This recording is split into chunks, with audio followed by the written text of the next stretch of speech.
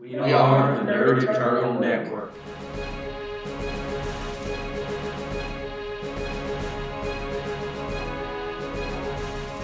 Hello and welcome to the Nerd Eternal Presents Icons, the Wider World. This will be our second episode, not counting the universe creation in issue 0. I'm your GM for today, Jason, and with me is Taylor playing Unison, Curtis playing Toss-Up, Zach playing Recluse, and returning this season, Anna playing Launch. We're a couple people down this week, but we're going to soldier on. Now, who remembers what happened last week? Or last session, I should say.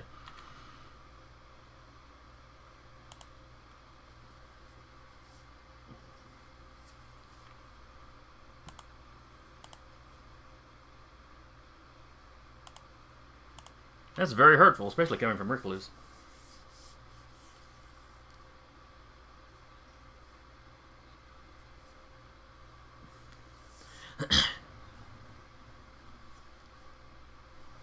He's allowed to say it, is what you're saying, all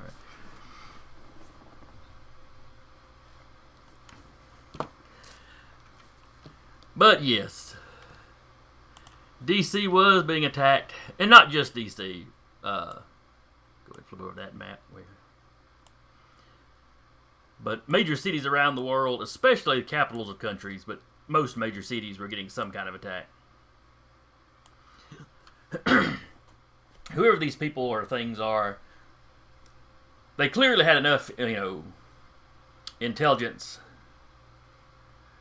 Can't talk. Enough intelligence gathering capability to know what capital cities were, because the capitals are getting hit the heaviest.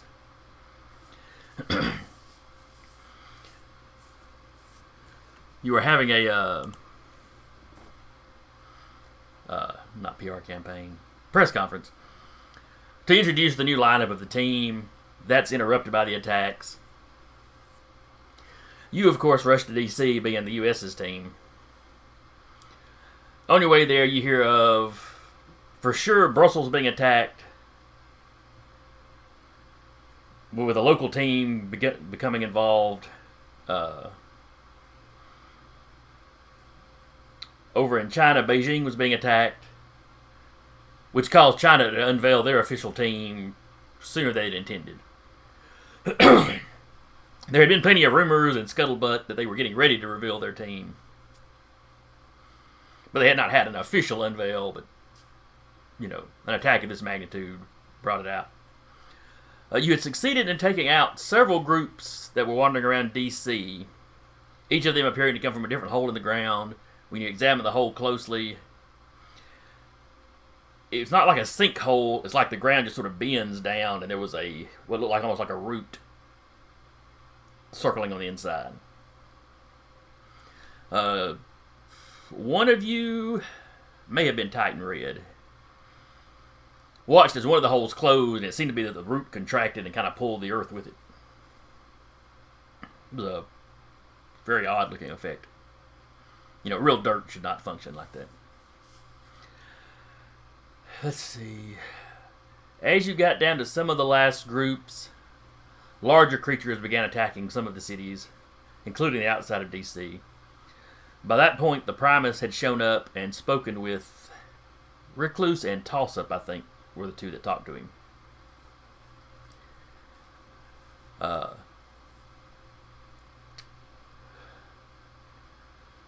Let's see. Toss-Up, you'd have gotten the impression that him and Recluse may have some sort of tense relationship. He did not seem to be super fond of or super approving of Recluse. Was a little critical of the job y'all had been doing.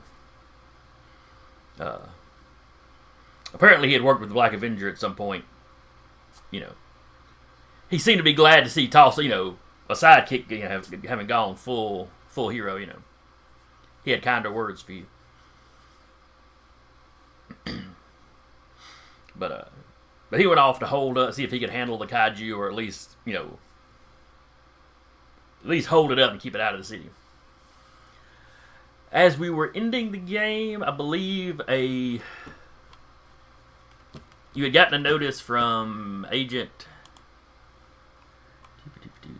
I'm blanking on his name. Thank you. You had gotten a message from Agent Tolliver saying a huge portal or huge one of the holes had opened up at the ellipse, which is, of course, more or less in front of the White House. Or at least very short walking distance from the White House. So you were all scrambling in that direction.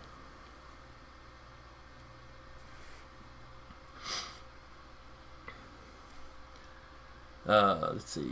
Recluse and Toss Up were in the shuttle, or the ship. And everybody else...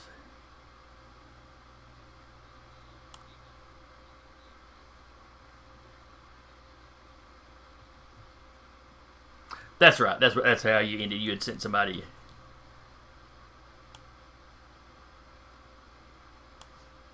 Don't make this weird, Zach. If some more people come out of holes in the ground, don't make this weird.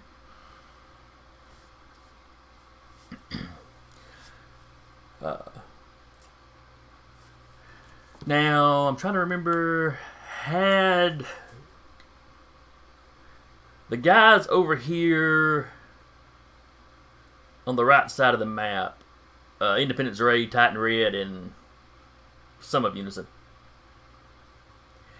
Had you finished... Was that Tyler? Yeah. I'm just looking at the tokens. Had y'all finished up with this group here, or were y'all still fighting them?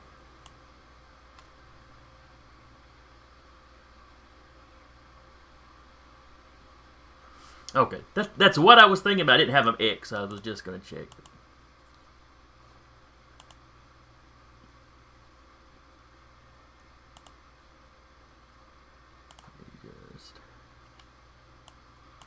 Okay. So all of you make your way towards Ellipse.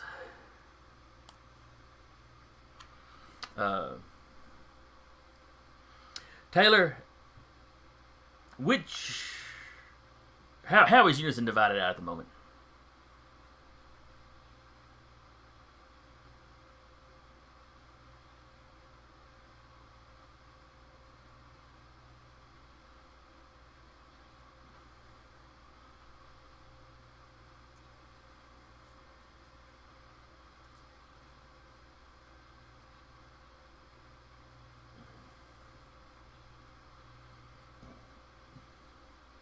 Okay. Do you remember which one unit was? Or was he the one flying the ship?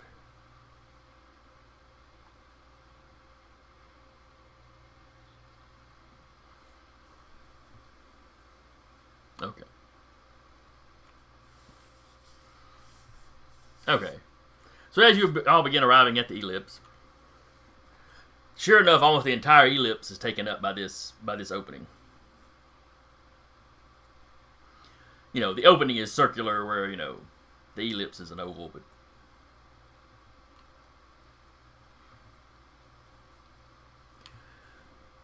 On the way there, you hear over the radio, Titan Red and Independence Ray come over the comms. They spotted another large group harassing what looks like an apartment building or a hotel or something. Basically, lots of civilians. They will catch up with you as quickly as they can. I.e. the next session they're here. So they break off, which leaves a couple of the Unison guys on foot running towards the Capitol building, or towards the White House, rather.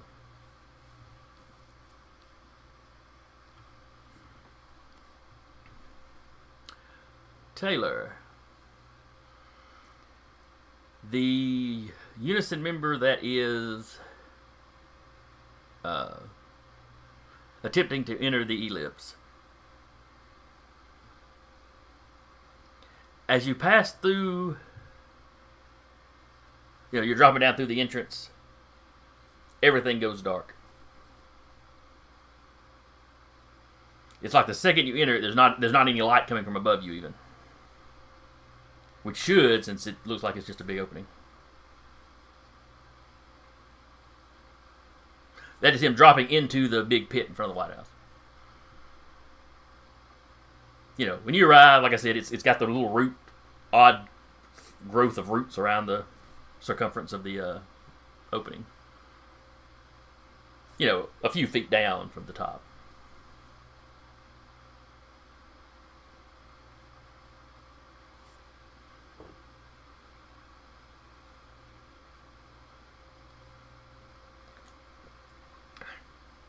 So do you just keep going straight down, or what do you do, Tyler?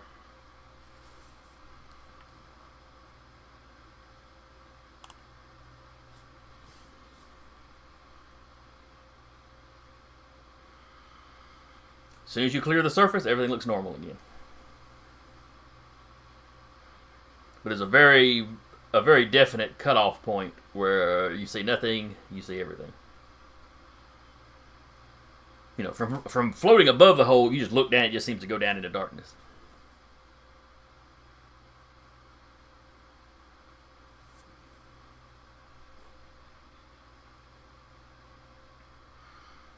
You also see more of these creatures begin piling, you know, or climbing out of it. Though perhaps climbing is not the right word. It's like they just kind of go and land. You know, tucking their knees when they land, like that. You know, not quite like a parachuter or a paratrooper, but like they've had some training on, you know, coming out of these things.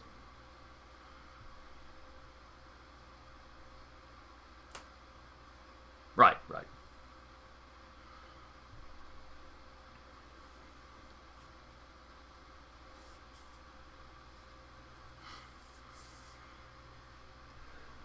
But the rest of you have arrived. What do you wish to do?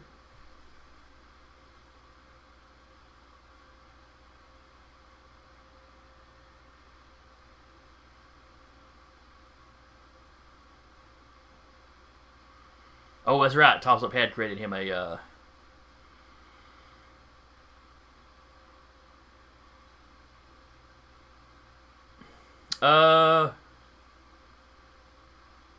Let's see. Is it good for one scene or?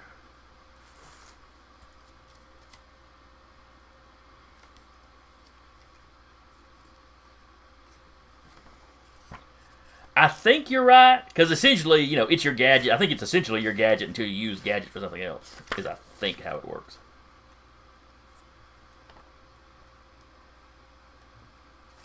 But again, that's me going by memory, so. Let's see. Gadgets.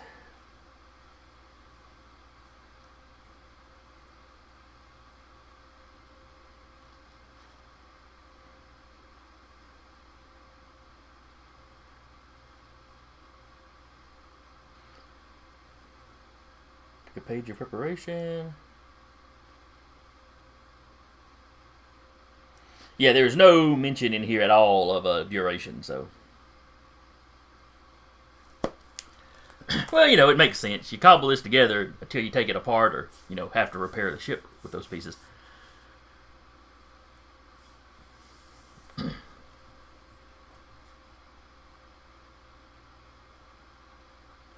Oh, yeah.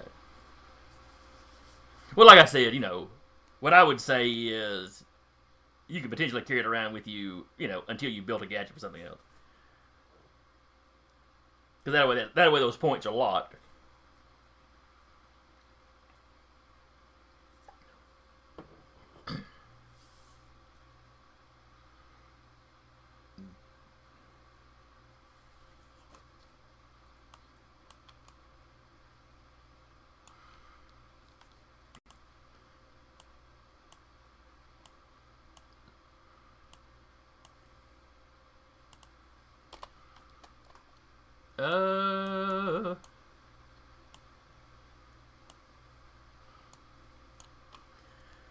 Alright, let me pull up your sheet because it was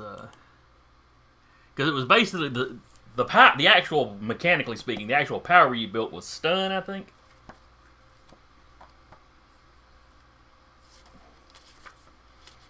You know, with like the area extra, if I recall, because you were hitting groups. I can't remember if that. I can't remember if you shoot.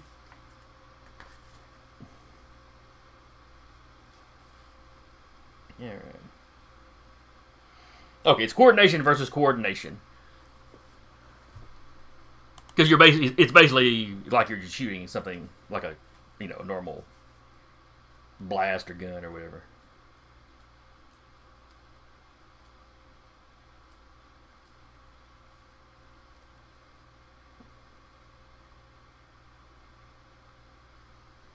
Let's see.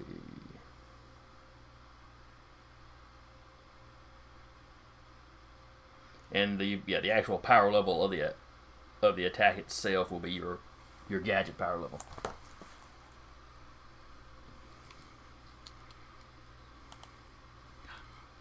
Could have been better. Could have been better.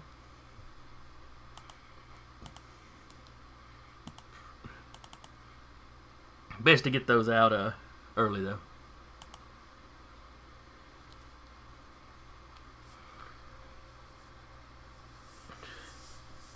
It's a lot harder to do on this. What was that, Anna?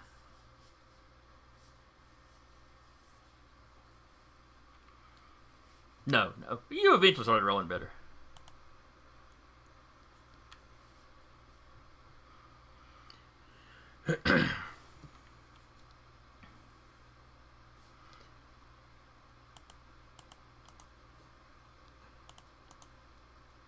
Alright. So what is your next plan of attack? Mark if there's somebody there.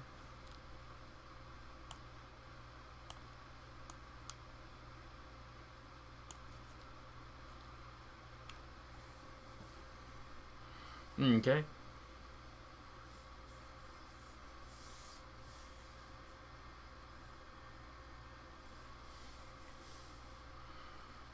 Both are viable.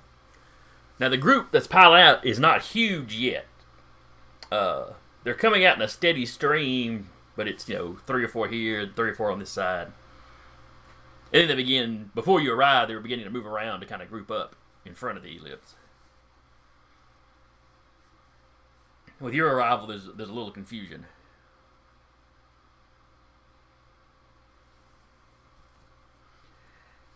And while you miss the attack, since you're attacking an entire group, you do see some individuals kind of grab their ears or drop. Just not a large enough number to really affect the group as a whole. So they definitely realize they're under some kind of attack.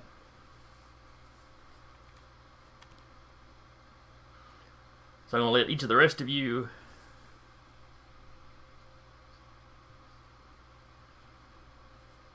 No, that was unison.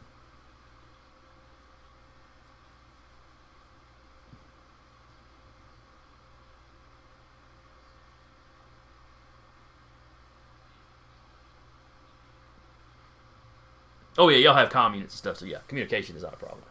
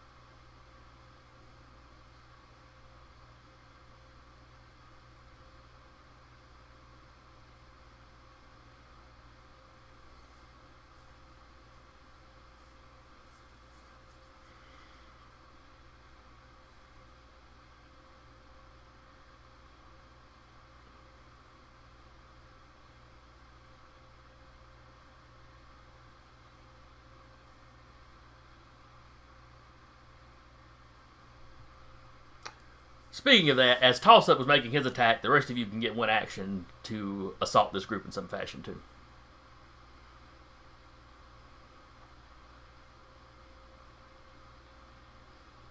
Okay.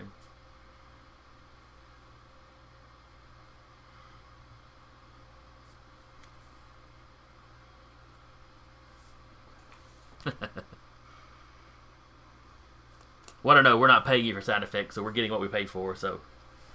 Dollar value, you're doing fine.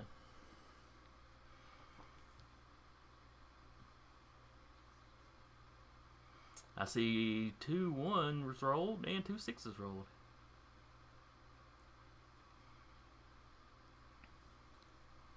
And those were each individual shots. You weren't grouping them up.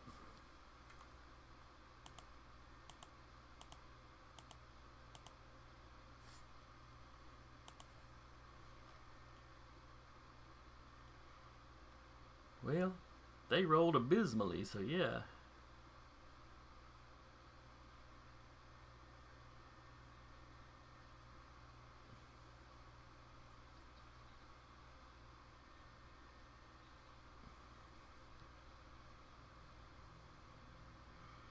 Yeah, that's true. I was only looking in comparison. As in every one of your lows was one of their lows. Anyway, yeah, you hit. Yeah, they are not the most coordinated guys. You know, some of them are a little more coordinated than others, but a lot of them are so misshapen that, you know, they clearly have trouble moving around. You think strength is probably more their strength.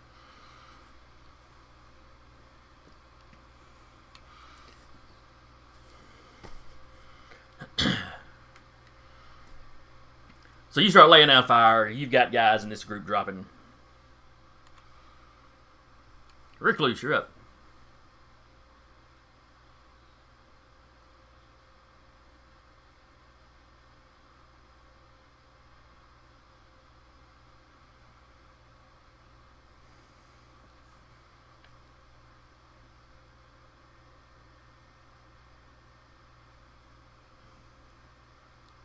You no longer just flailing.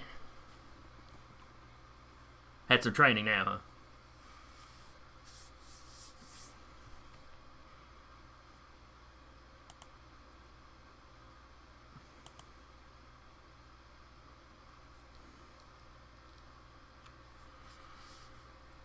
So yeah, you dive into a group Spider-Man style.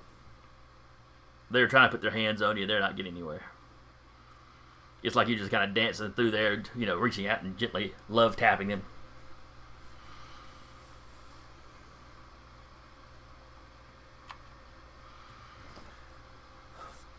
Anna, or I should say Lunch, you had been planning to take a leave of absence from the team. It was our explanation for you not being at the press conference in the first one.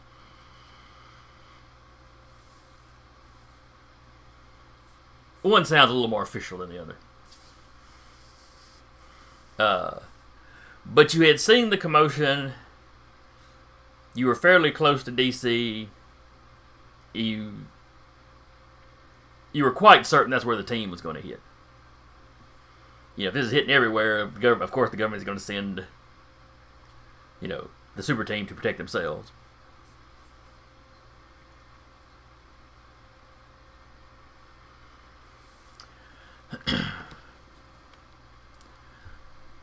So you basically arrive in DC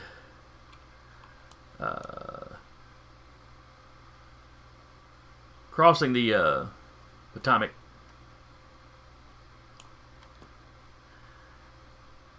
As you land on the top of the Jefferson Memorial, you briefly wonder, you know, whether the Parks and Recreations guys would approve of that.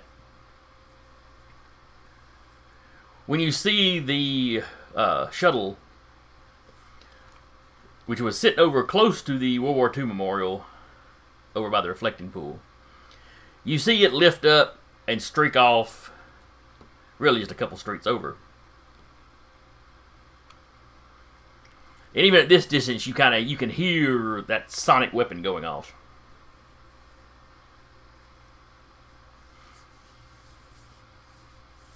and you see somebody go diving out of the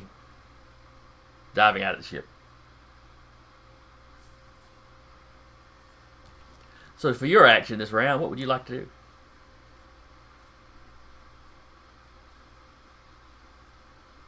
Yeah, yes, it's your ship.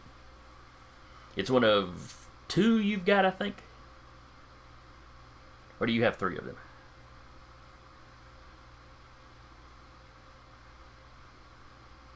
I think you've got 2 and then 1 that's basically sitting around for parts. So I think one of them got kind of banged up.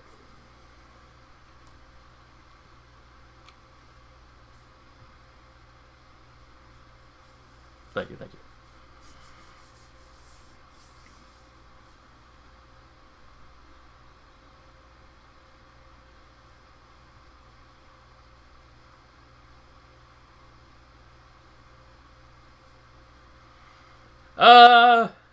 It looked like he was folded up for speed,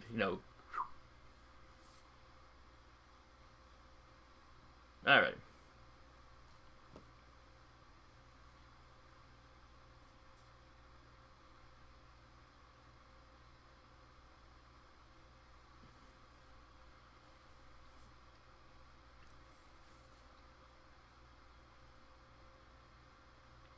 Alright, so as you arrive, you see these things coming up out of the holes in the ground. And they kind of match what you've seen on TV. Or what somebody posted on Facebook, either way. As you arrive, you're pretty sure it was Recluse that dove out of the plane. He's over there beating people up. You see Unison, firing away. You see some blonde dude. His name escapes you at the moment. You're pretty sure he was on the short list of people that they were looking at to join the team, though. And he is basically standing at the back of the shuttle with some kind of gizmo that... I forget, Curtis. Is it plugged into the shuttle itself? Okay. Yeah, it looks like some kind of haphazardly put together kind of gun looking, but it's got cables and stuff running back into the ship.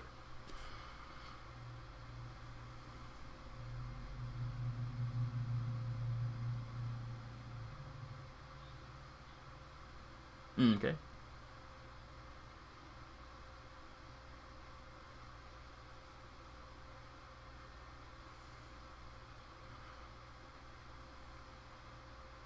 Maybe you could just fix it up and y'all could have 3 cars.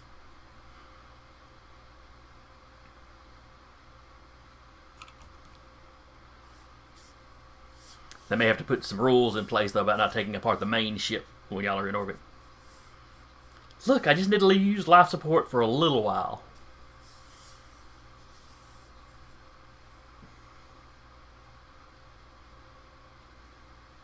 Go take a nap. It'll conserve oxygen.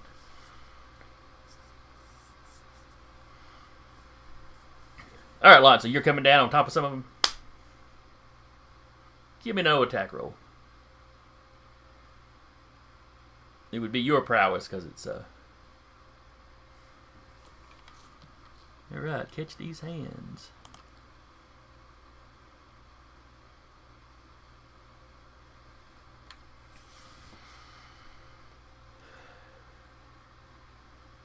Alright.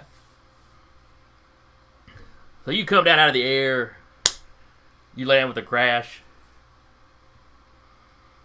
Classic superhero landings, what I'm picturing, but, I don't know how you do it.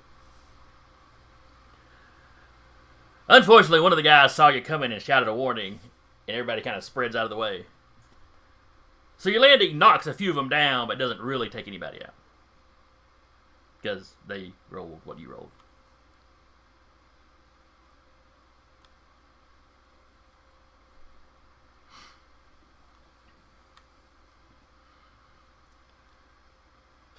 Now for them, I'm going to make 1 attack roll to keep it simple for them. And it will apply to everybody that's, currently on the field.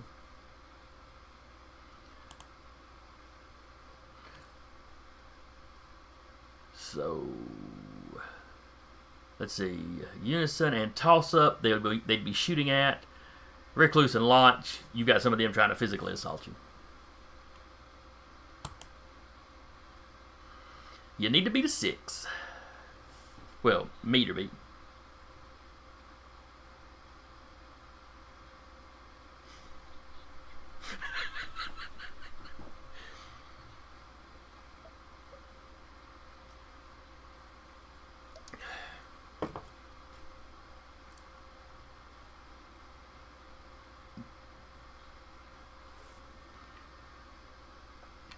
Yes, yes.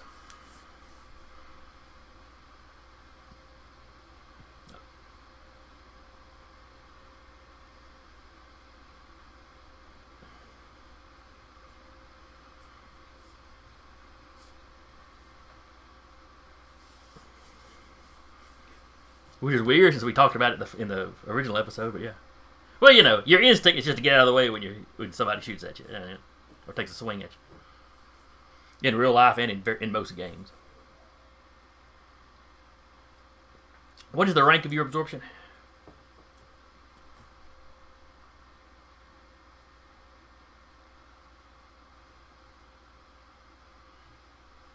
Okay. It is. It's quite good.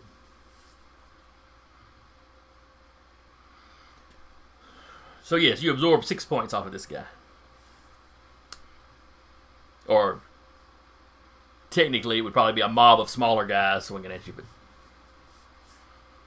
the way we were doing it last session was well, these are technically mobs of guys. I'm treating them kind of as one critter.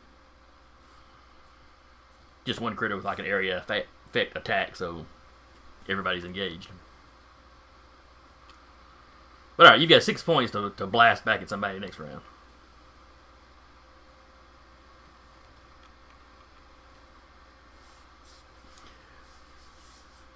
Now, back up at the top. Not that we actually rolled initiative now that I think about it. Alright, so that's everybody's kind of intro round. The rest of you see, you're in the middle of fight, and all of a sudden there's a little boom that a couple of you are familiar with. And then Launch is sitting there in the middle of it.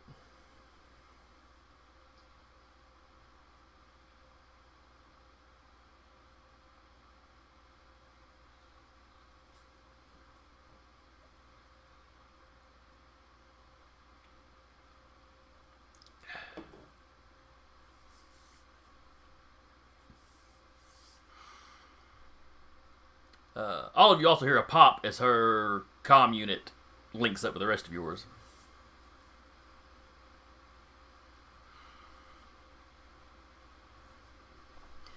Alright, so what are y'all doing this round? You gonna continue fighting, try to take these guys out, or dive into the hole? Okay.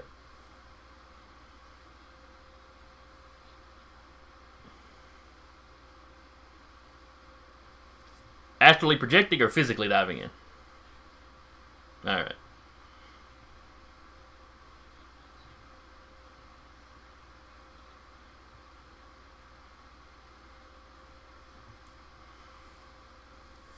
Alright, well, let's start off with toss-up. Curtis, what is toss-up doing this round?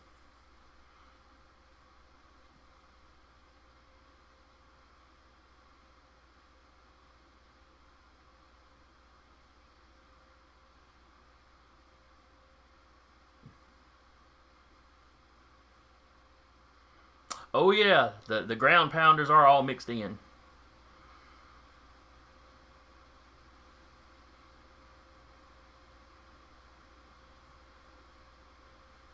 Oh, that's right. You did equip everybody else with earplugs, didn't you?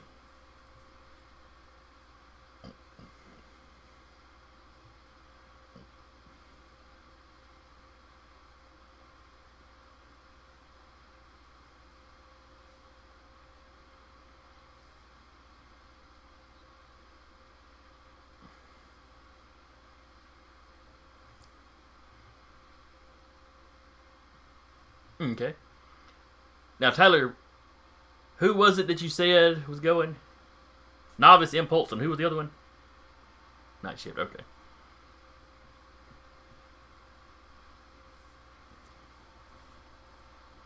Alright. Oh, yeah, absolutely. So you dive into the hole.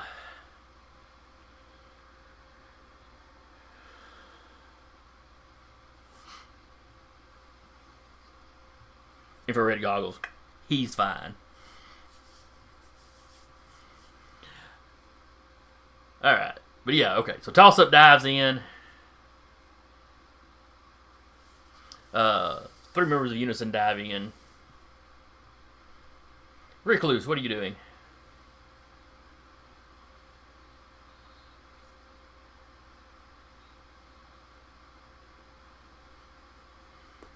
Alright.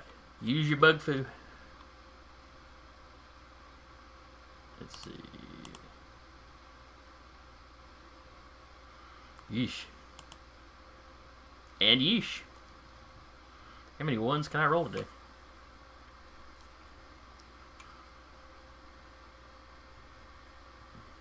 It's okay. It'll come back around to sixes eventually. Especially when I start rolling d20s on accident.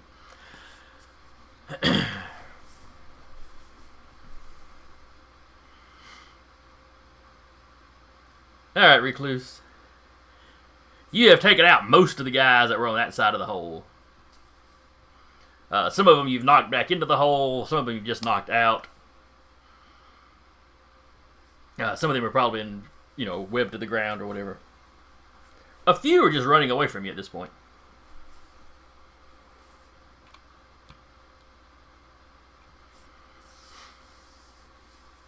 Taylor, what is the other half of Unison doing?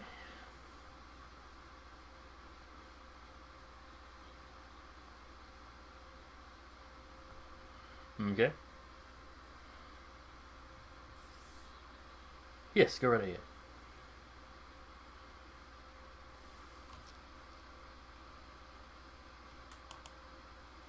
That's a hit. And a hit. And a hit.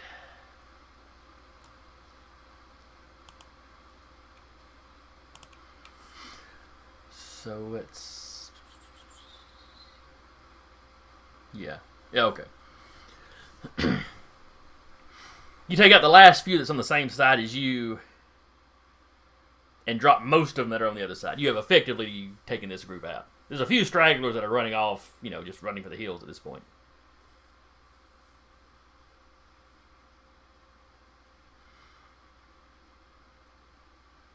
Do I keep hearing a Star Wars droid? Okay.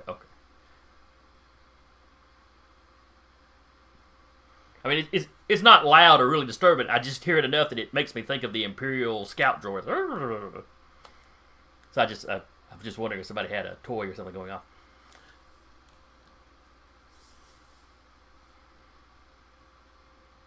Oh, okay.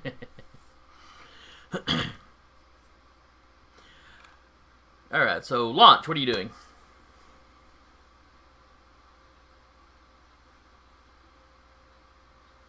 Six.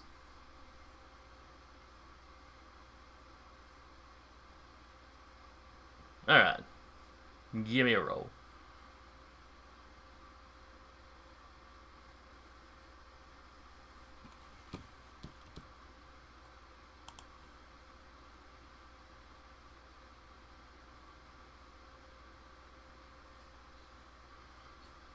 Yeah.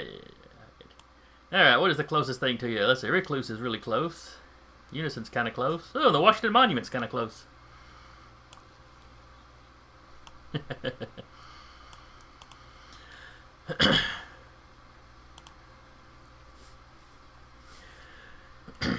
So yeah, you fire a blast, you pick off some of the well, I guess I should roll, but you rolled a 12, so they're not going to make it. Mathematically, I don't think they could have. So you pick off the last few stragglers that are running away, basically.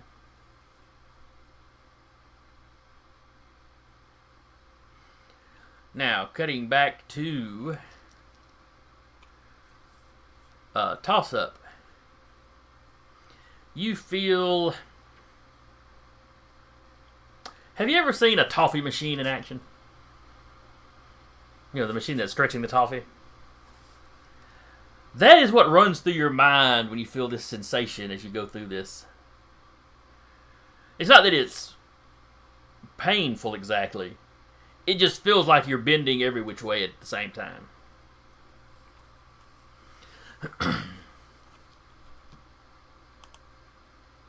What was that? Oh, it's fine. Ew.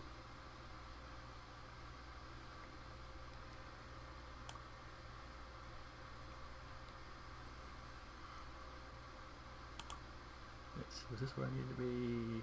Yeah, that's good enough. Alright.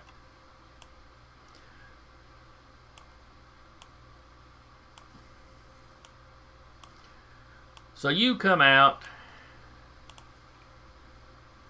Let's hop y'all over to this one right quick. And you'll probably need to zoom out because this is a fairly large map.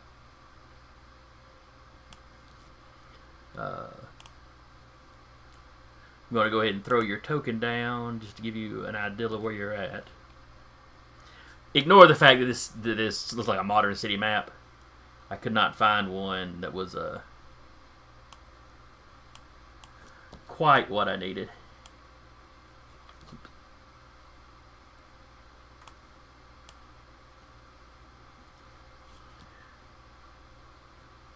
Now, if you can see where I am pinging at,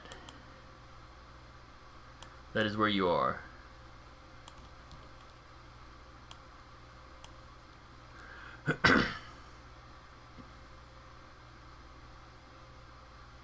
You do not. Oh, wait. Hang on a second. Now where I'm pinging. Because they would be over. When you arrive, you're standing on a wide city street. But all the buildings seem to be made of probably adobe. It is not a modern city at all.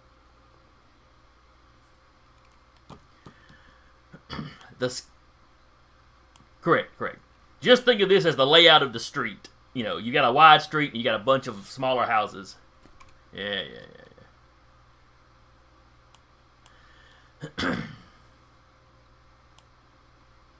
No, they could be. But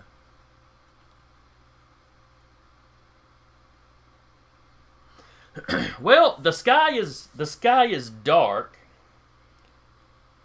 but you see fine. I mean, the sky is dark, like super overcast, and kind of reddish. What peeks through the clouds. There seems to be an almost constant flashing of cloud to cloud lightning. You never really see any bolts coming down, but the clouds keep lighting up. The air is very hot and dry. Like I said, the buildings around you seem to be kind of adobe. They're not necessarily in the best of shape. Kind of a red. Not quite as dark as a brick. Or as your typical red brick, but it's got kind of a red and brown tinge to it.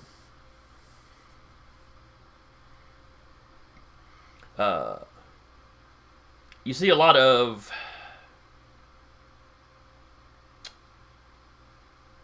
we'll use the word people.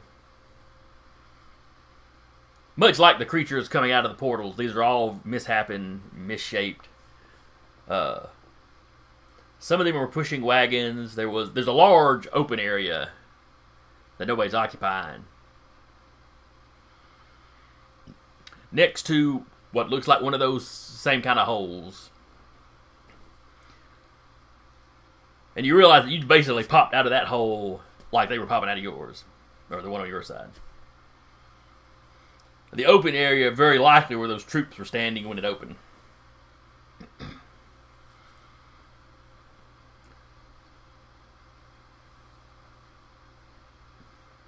No.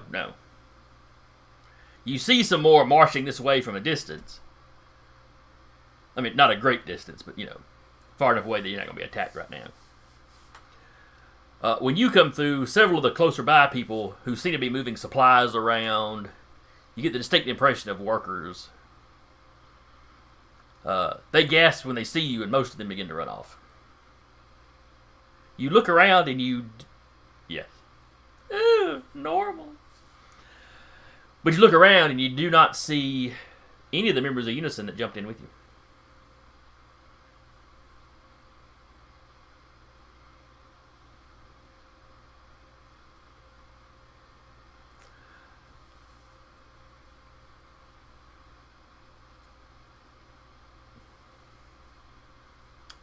Taylor, your 3 members that jump in, poof out of existence.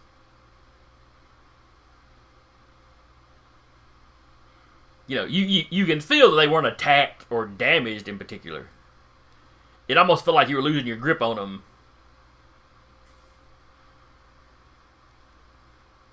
And then they're just gone. You could pop them right back out, but...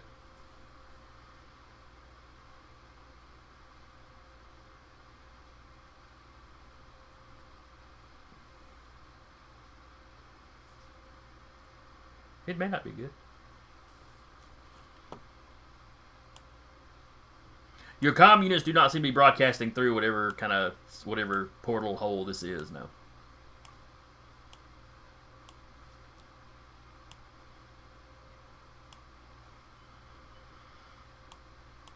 But I'm sure he's fine. Everything's fine.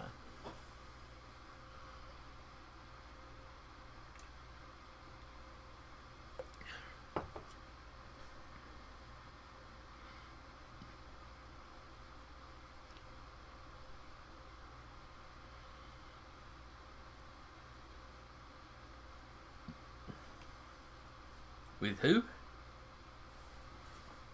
Okay, I thought you said Unison. I was like, huh?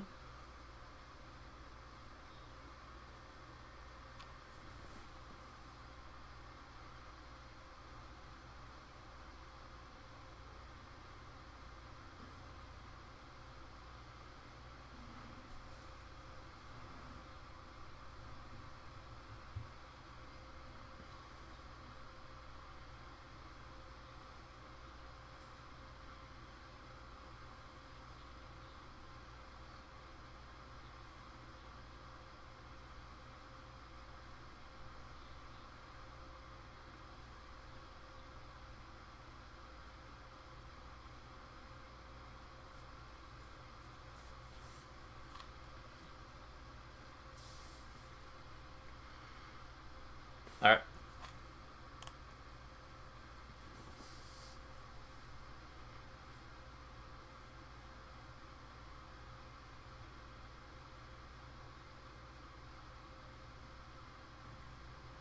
Okay.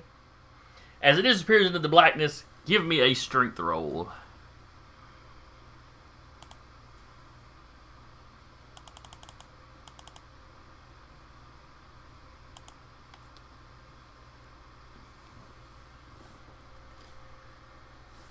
You're lowering it, and suddenly the webbing just goes how am I trying to put this?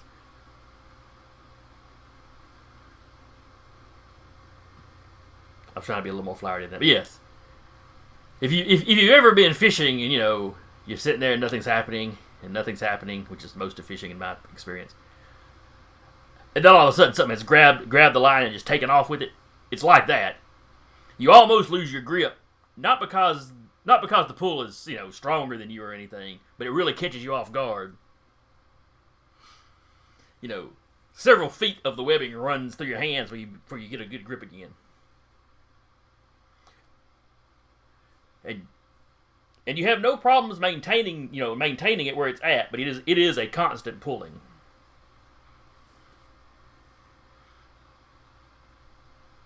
But it is not strong enough that it tears your webbing.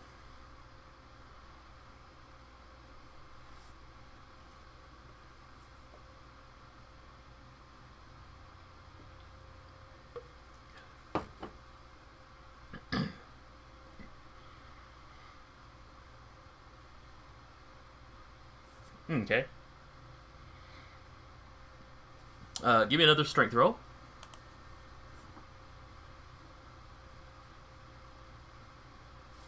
You slowly manage to pull it back out.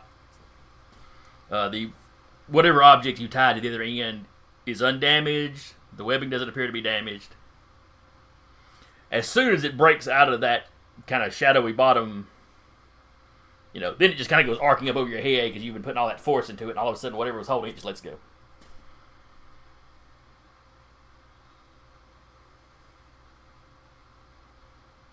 Also like my first experience fishing, now I think about it.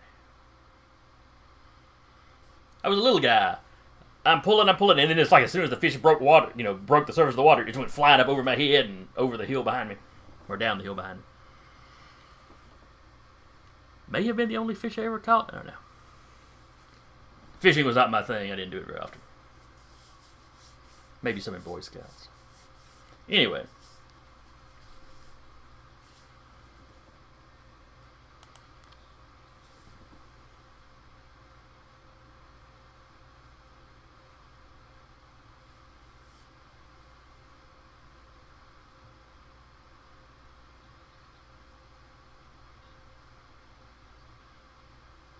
Correct. Yes. Titan and Ray keep communicating with you. They keep dropping groups and then finding more people in distress.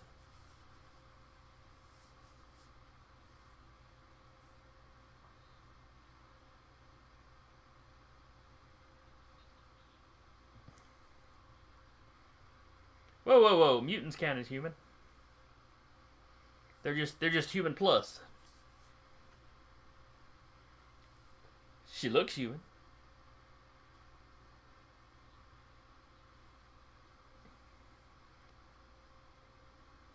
Yep. She is officially, I think she has actually stated on camera that she's a mutant. Like a liar. And, she looks very average. She's mathematically calculated to be the average human.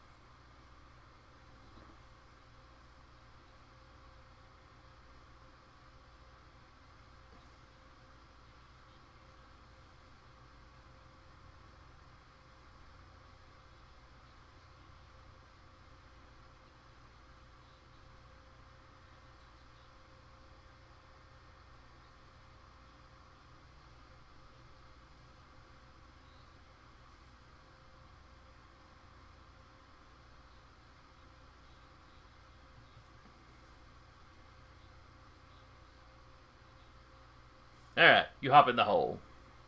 As you hit the darkness, Recluse, the line goes tight again.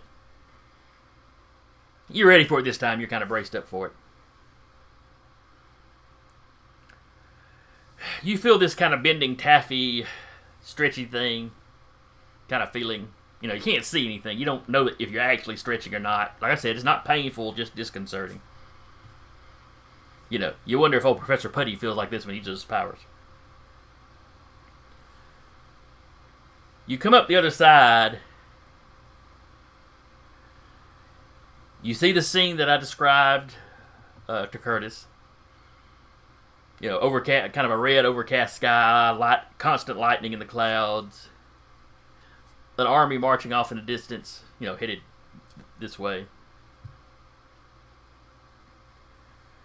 You are kind of hovering over the hole. It's like something is trying to kind of push you over and set you down on the side. But you've got that rope, so you're just kind of sitting there like a kite in the wind.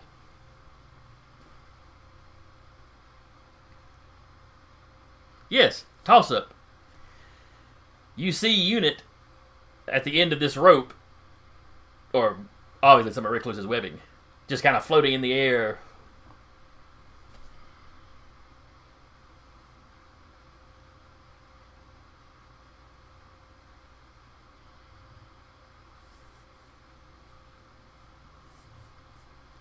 Off in the distance, you see Like down the road, back behind the army, there is some sort of larger structure built. Now there's lots of lights around it. You see a very large tree, like 10-15 story tall.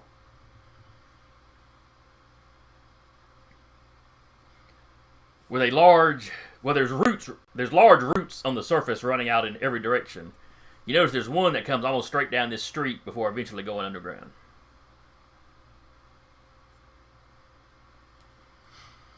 You're beginning to think, whatever these portals are, they may not be technological in nature.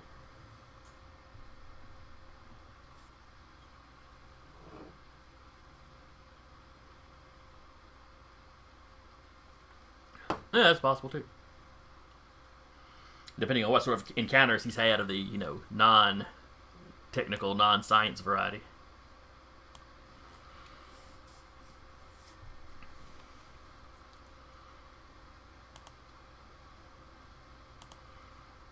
Alright, now, how long do you...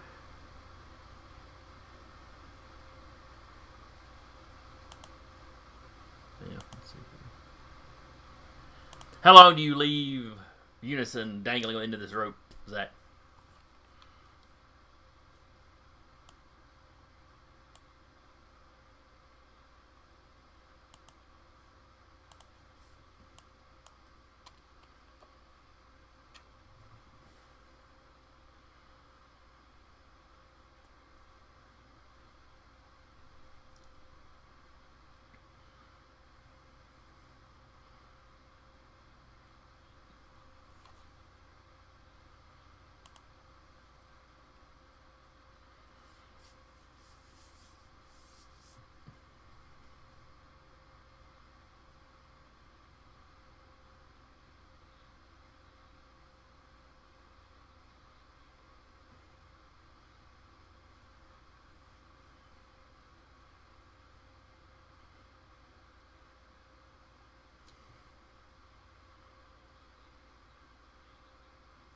Oh no! As soon as you went through the portal, they disappeared.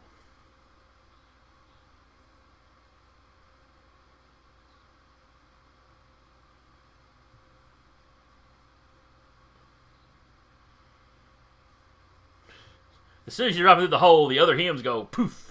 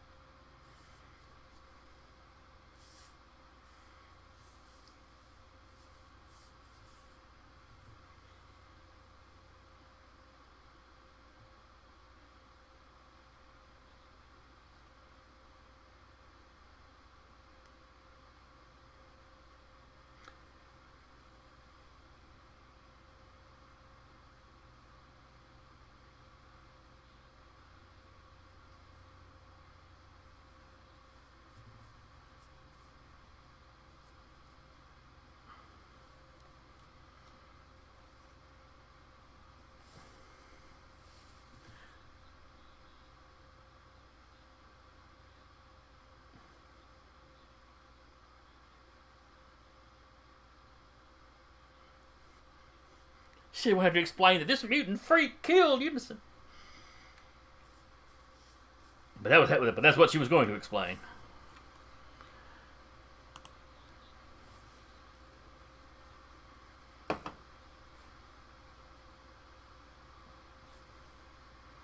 But Toss-Up was still alive? Good. Some of the guys right here are starting to make bets. Sometimes dark humor is the only humor.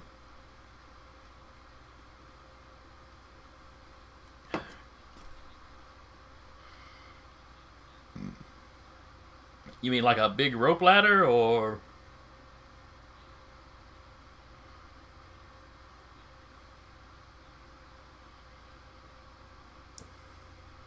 Well, there's always construction going on around DC, so yeah, I should be able to find something. I'll get on it. You get over there and shut this stuff down.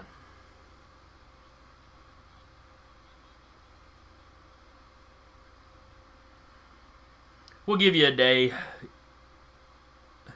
or until too many armies, or until too many armies come through, and then we may start dropping nukes in him.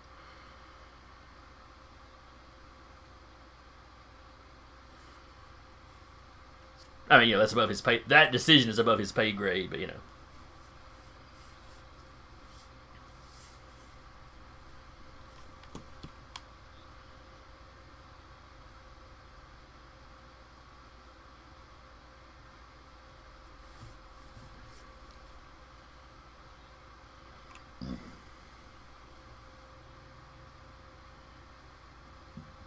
I'll assume you have some in your little utility belt or grab some off the ship. Okay.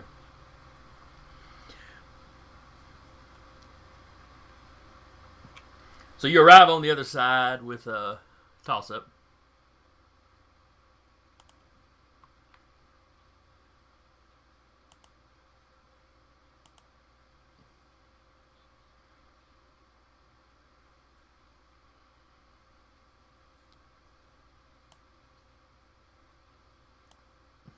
Very true, very true.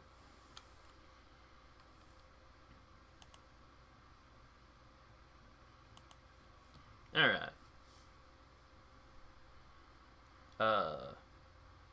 As you all arrive, that army is getting closer, and it looks a lot larger than the relatively small squads you've been dealing with.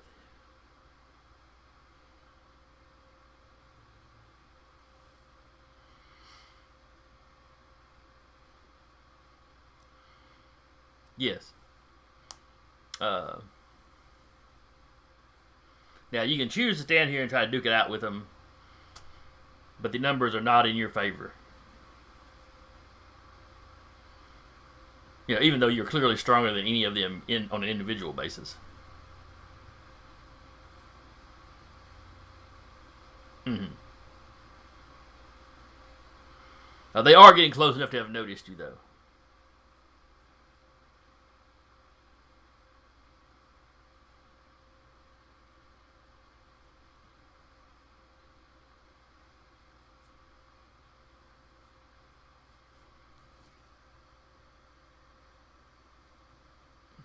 No, it's just background material. Don't worry about it.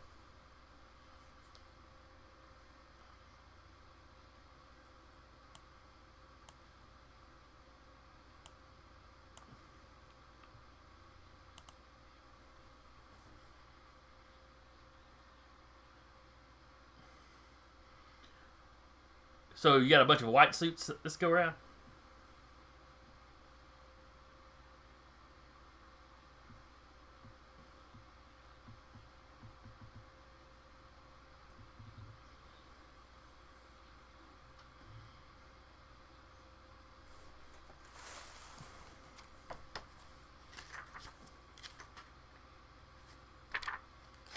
Let's see.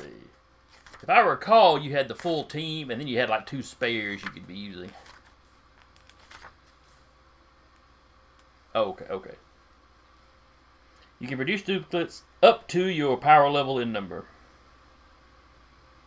So one duplicate with duplicate 1, 2 with duplicate 2, so forth.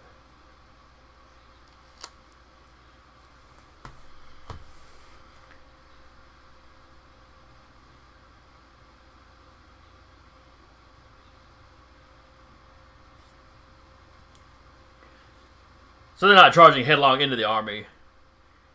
They're kind of moving forward, spreading out amongst the buildings and taking up, sniper positions and so forth. All right, now the tree y'all are interested in is back kind of behind the army. So how are you planning to get there? And keep in mind, the army is coming down, basically coming down this street here.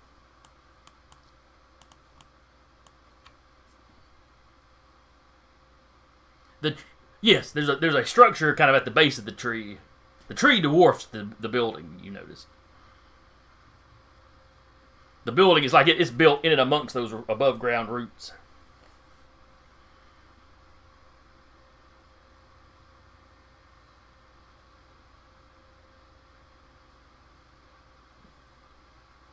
Okay.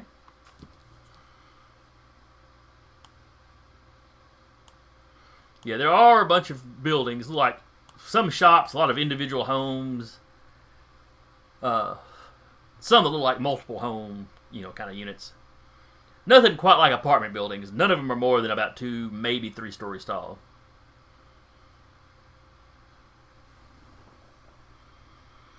Now, some of them are packed together close enough that you could jump rooftop to rooftop in some cases.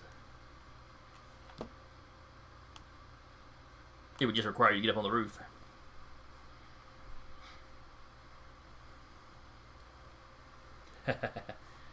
Usually from much higher up, though. It's a lot less stress when it's only a 2-story fall.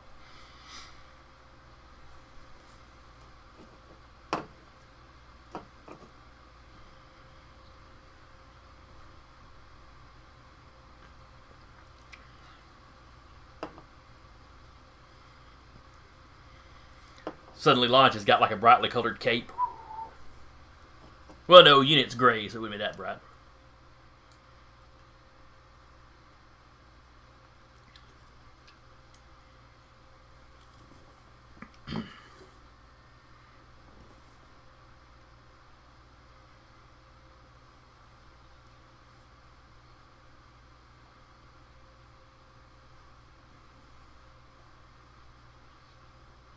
Give me an awareness roll, Launch. Oh, yes.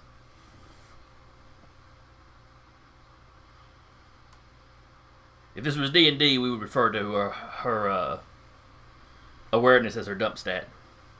She did not roll well for that back in first season, Curtis. She's also got a feature distracted by the internet, so it all kind of works in together.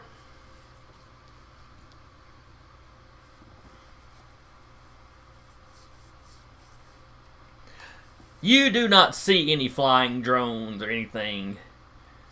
You also do not see any bars for your connection on your phone, which is much more upsetting.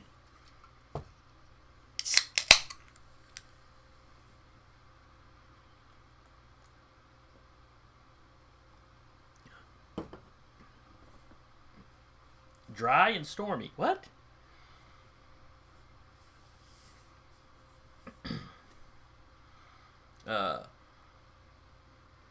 So you have no trouble getting to if you wanted to do the rooftop to rooftop thing, you have no trouble getting on a rooftop.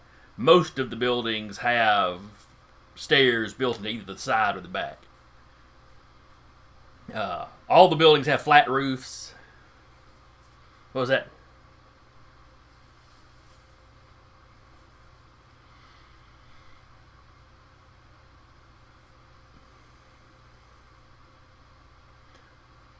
What is? Yeah. I'm going to assume that y'all drop back a building or 2 back from the road before y'all get up there, so as long as Launch isn't, leaping city blocks into the air, y'all should be able to keep it fairly low profile.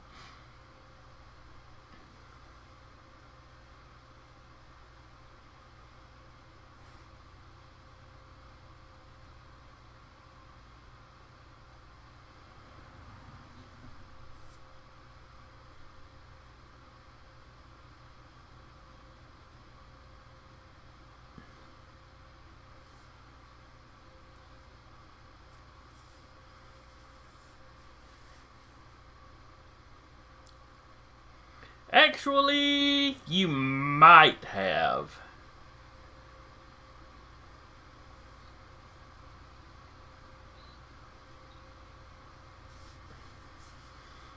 Yes. Now, my assumption is that Launch was with you for most of that year, but had dropped out more. So, she would have worked with the Primus some. He's very stern and disapproving. Kids these days, etc., etc. Very competent at what he does, though. But did not really like coming out of retirement, but felt guilty about, not having been on hand to help when Steele tried to take over. Doesn't answer very many questions about where he was, though.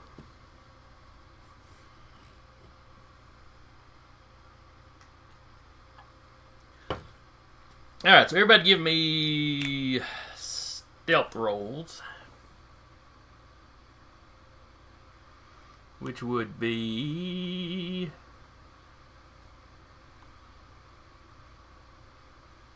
let's see, what would that be? Coordination plus any specialty you have that would give a bump to it.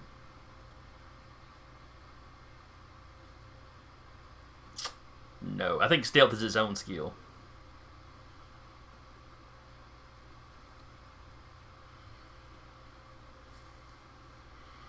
Nope.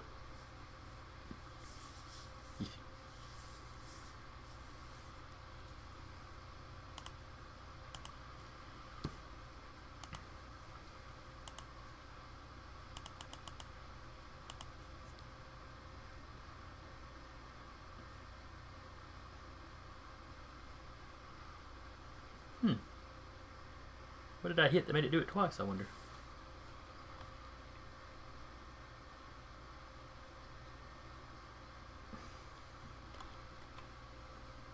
And then sometimes they love everybody. It's very up in the air.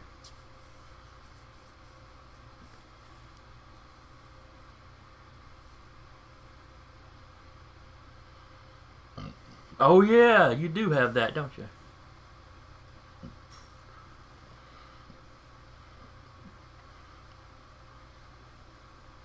Well, I was only supposed to roll once, but I'm not sure what caused the just regular D6 roll. Unless I bumped the roll button as I was adjusting. Anyway, a 4 is the number to beat.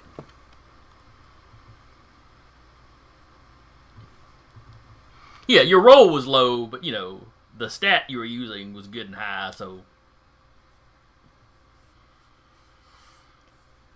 there's been plenty of times when using or when fighting like minion types that it almost didn't matter what the minion rolled because the difference in the stats was so much. You know, when dealing with like your typical kind of street thug types. Alright, so you've gotten up on this building. Or kind of that line of buildings. You're hopping from towards the tree. You know, every now and then there's a gap enough between the buildings that you kind of have to cut down and around. Nobody in the army spots you. You do see that they've got one or two flying, not units, but flying people. Or, whatever these creatures are.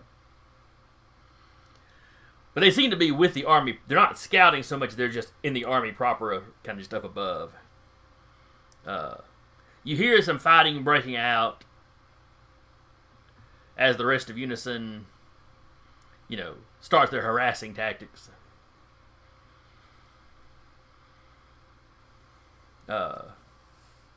One building you run across, you startle a couple that were up on the roof. Basically, think of it like an old-fashioned laundry line. And they had rugs thrown up over it, and they were kind of beating the rugs.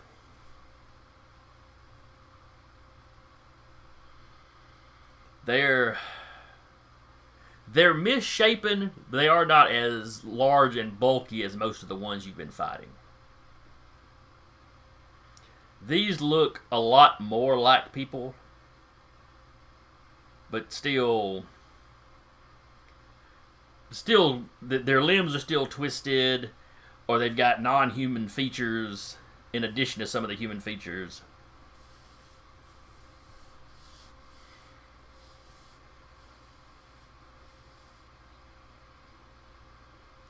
Yes, when you land on their rooftop, they see you.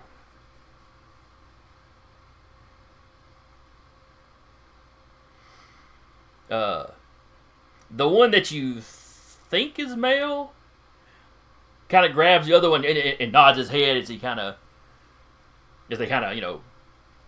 back up to the opposite side of the roof from where you're at.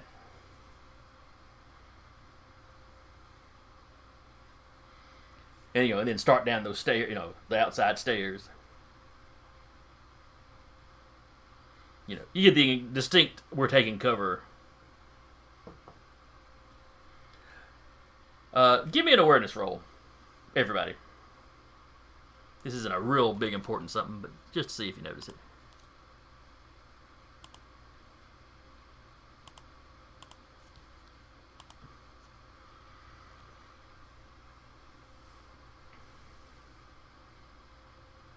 Wow, even Launch is aware of this. I mean, everybody made it. Good job.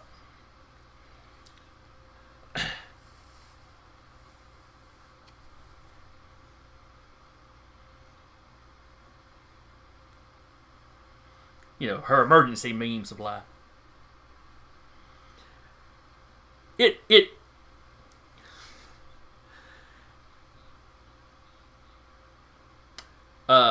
What you realize is when I believe it was toss up that went shh. They immediately knew what that meant. Where, that kind of gesture, I don't think it's universal amongst human cultures. Never mind wherever this is. But they clearly recognized what that meant. And the guy was nodding his head yes.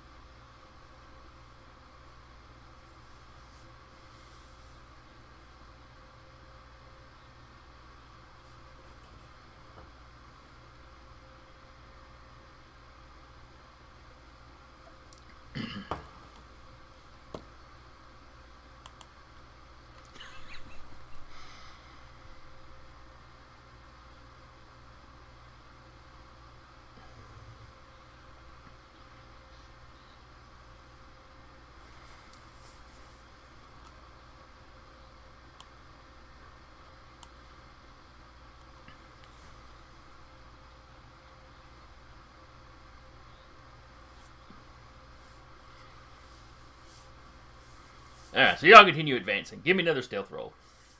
Each of these stealth rolls, you're covering several blocks. As the tree looms ever and ever larger.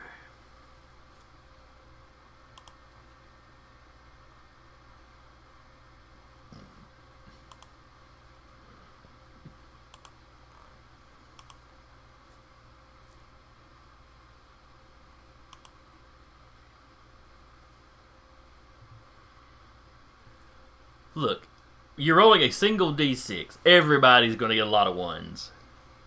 It's just going to happen. Yes, I know.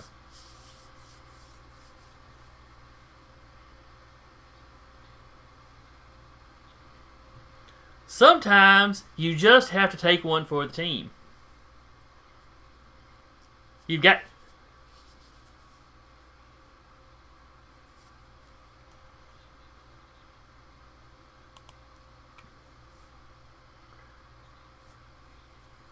Behind you.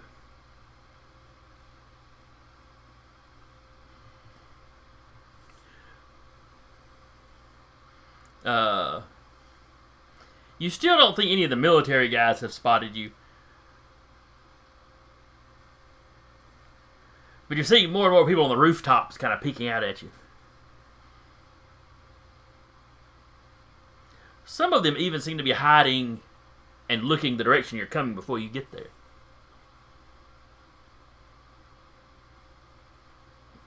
But again, it seems to be people that live in this area more so than the army. They're all dressed in robes. Most of the robes are fairly tattered. It's simplistic clothing. Most of it's kind of loose, which they would need, or at least it occurs to you that would be the easiest way to make clothes, since everybody seems to be misshapen but in different ways. Nobody seems to be wearing anything tailor-fitted to their physique.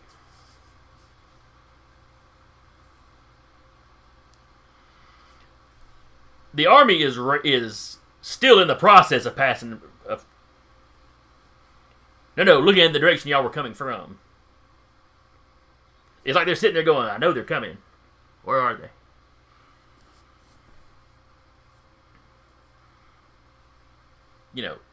Several of them, you've passed a couple of them, and they didn't do anything.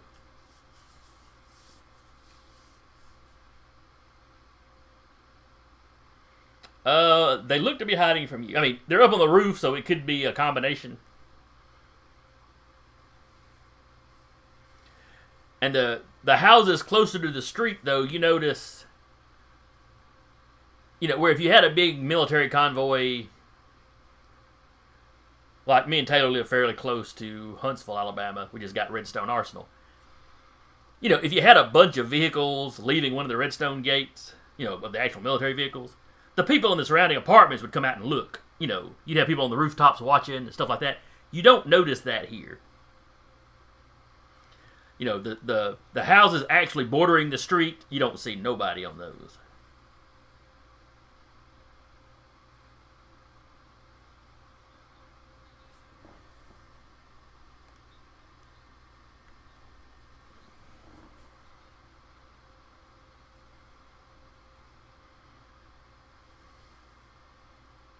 Give me an intelligence.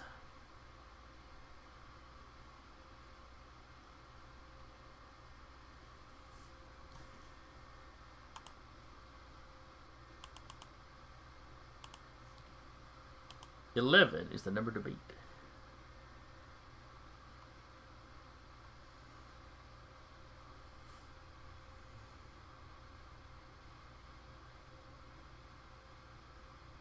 Okay.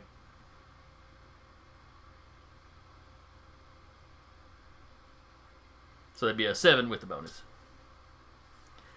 No, you can't really think of anybody. You know of a few that, use other sentient species as hosts for their young, and the young come out at some weird combination. But they're, advanced, technologically advanced species. You can think of a few that hit the world with plague, hit worlds are invading with, bioengineered plagues that could cause, some mutation, but nothing that this doesn't strike you as any specific something you're familiar with. Of course, your memory of that is not perfect.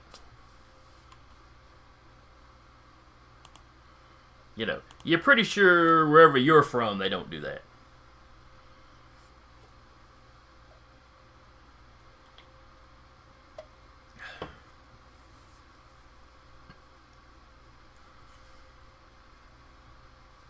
So do you just ignore them and continue on, or?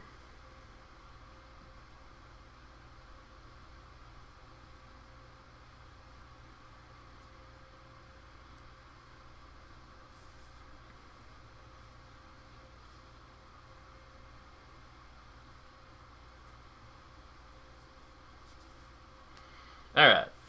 So you continue leaping from building to building, rooftop to rooftop.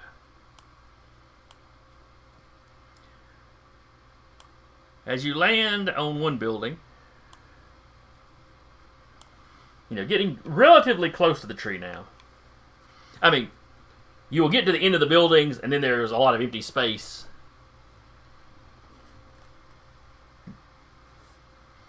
But you're getting, 2 or 3 blocks from the end. You have finally gotten past the back end of the army. You can still hear a fighting commotion off in the distance. Unison, 1 or 2 of the dupes have probably been popped by this point.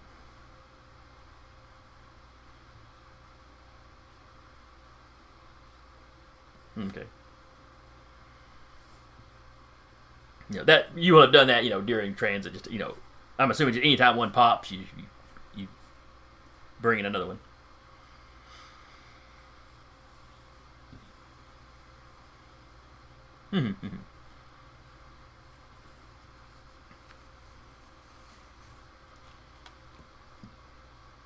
But you land on one rooftop, and the next rooftop over, you see a man in very fine robes. And he's just standing there looking at you.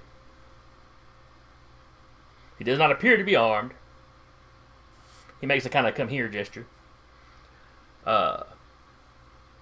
Whatever it is that affects all these people, or whatever these people are, he is clearly one of them. He is not perfectly formed. But he is a little better proportioned than some of them. You know, one arm is noticeably longer than the other one, but not by much. You know, parts of his body are a little bulkier than others.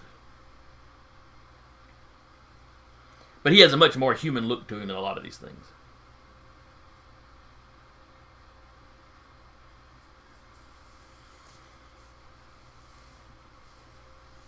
Okay. He begins speaking to you. Unfortunately, no. No.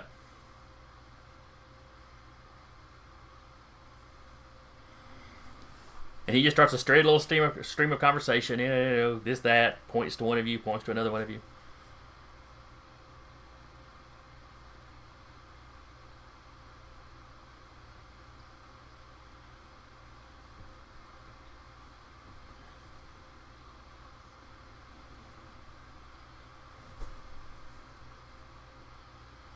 He stops. He listens to it, you know, as y'all make these little comments. Do you understand me now? Excellent.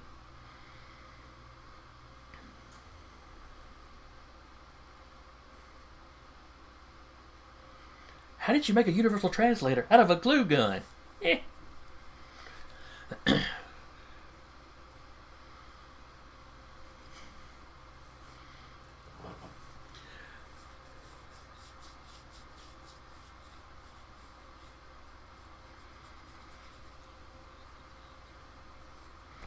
But he's like, oh good. I had to get a small sampling of your language before. Let's see what he's pulled out. He holds up this little, almost like a little. It's like an oversized coin almost. This can translate any spoken language, but it has to have a small sampling before it starts.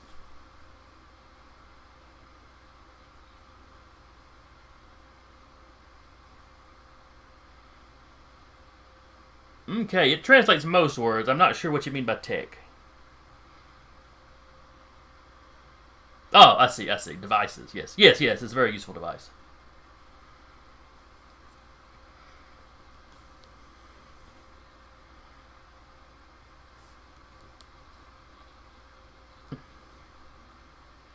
But it is clearly some sort of device.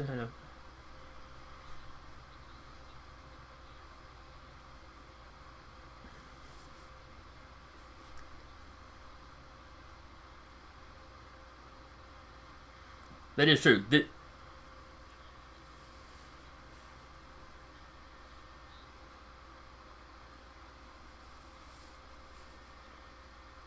Now, I know how to use magnets. That doesn't mean I understand how they work. I couldn't make a magnet.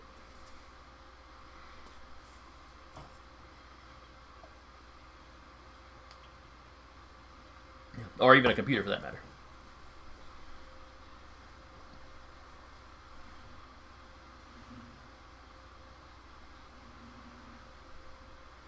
This is true.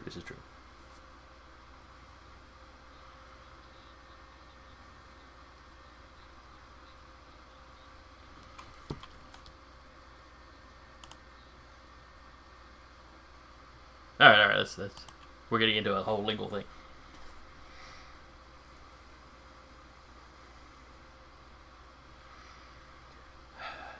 Oh, my name is Amar. I am, well, I should be the king of this place. By rights.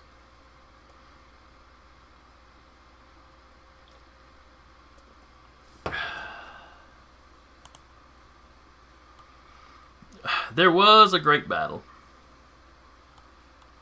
Actually, it's been a rather long war.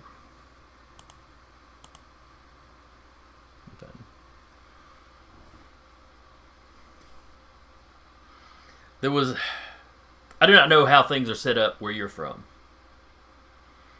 I know you are from a great distance away. possibly another sphere entirely. I don't know.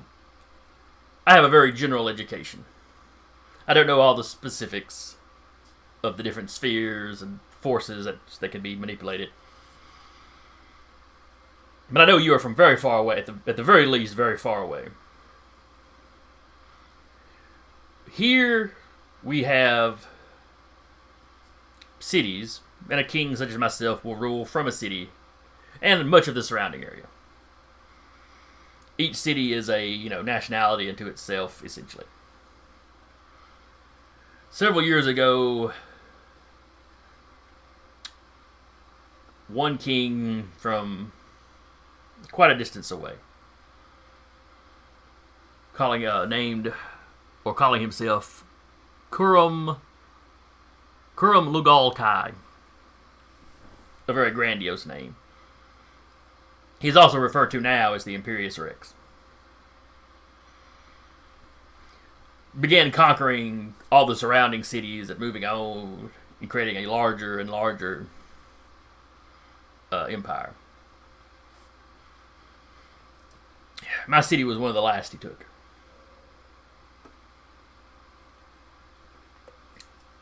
There are still free cities out there, but they're the smaller ones, and for some reason he has not turned their attention to those.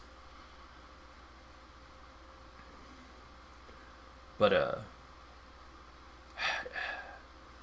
he began he began creating these portals with the help of a stranger,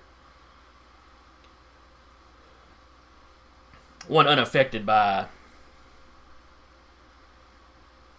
what would he call it? Not a plague, but crap, I'm blanking on the words. Not affected by the curse that many of us here are. I'm sure you've noticed how misshapen we are.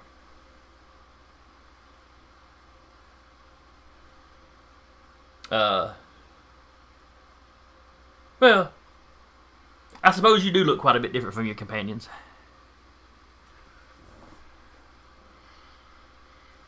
You would have no trouble. You have no trouble attracting the ladies here.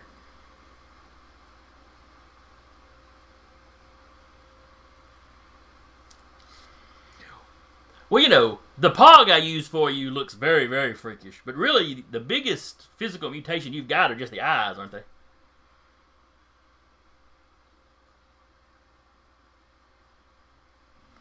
Other than that, you're still fairly, proportional, symmetrical.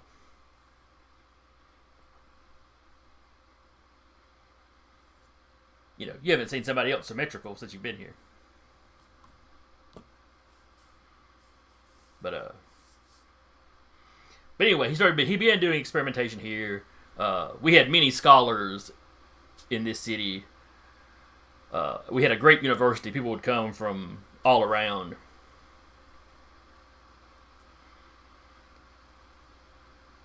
So when he got here, he stopped.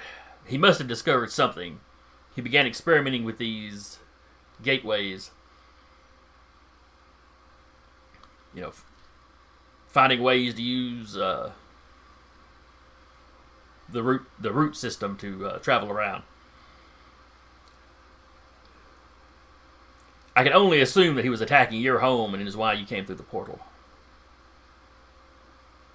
Am I correct in this assumption?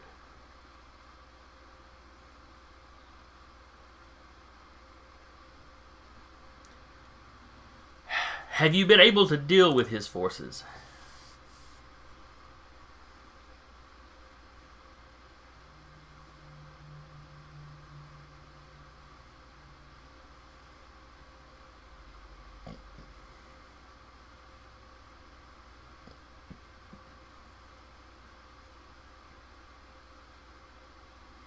I see.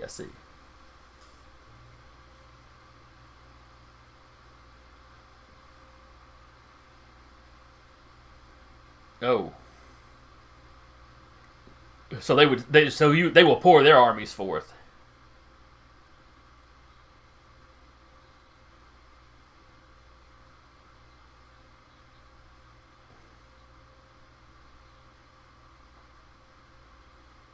Oh, that sounds like the sorts of things our people would do during the cataclysm. It was millennia ago, but it's why the world is as it is today and why we are as we are.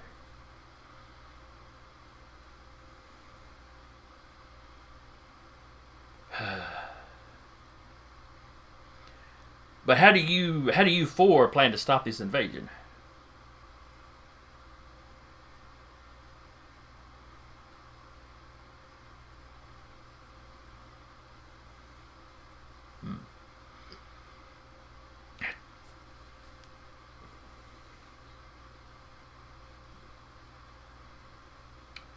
I know only that the roots uh, are the cause of them, and the roots, and he turns and gestures towards the large tree I'll be traveling towards. And I know the roots, come from this. He gestures to the tree, this seedling here.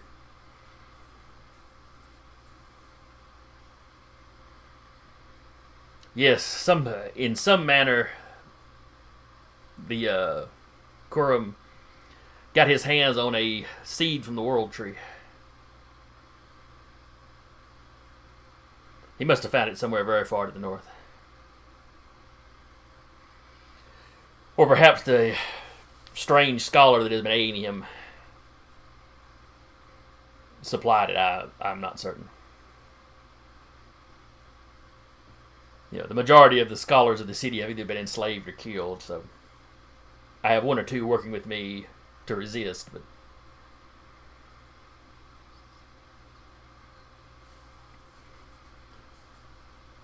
he would either be at the at the seedling. He has a building there with many of the scholars working. He's usually either there or at my palace. Well, his palace now, I suppose.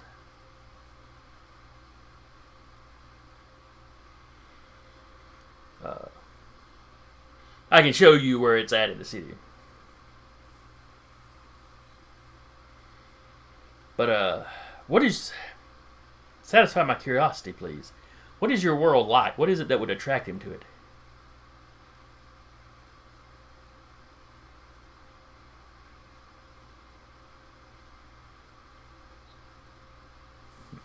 Do tell.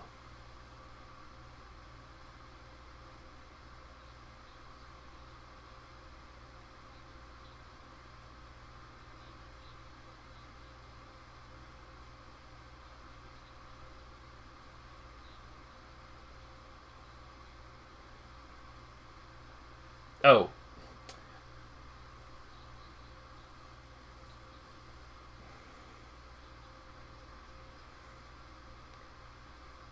so your world is unspoiled.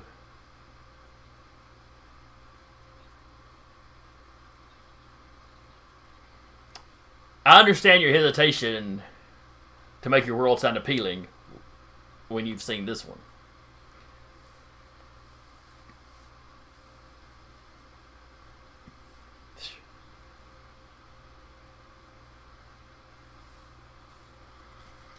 That could be an explanation, though, if your world is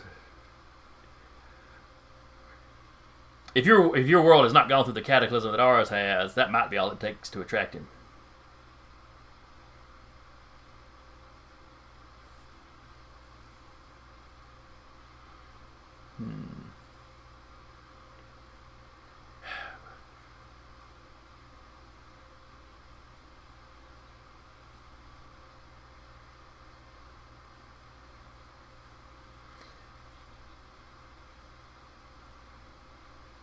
It's generally illegal.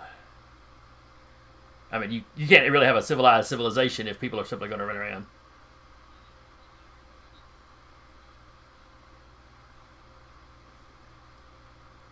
Now, you're in a state of he go.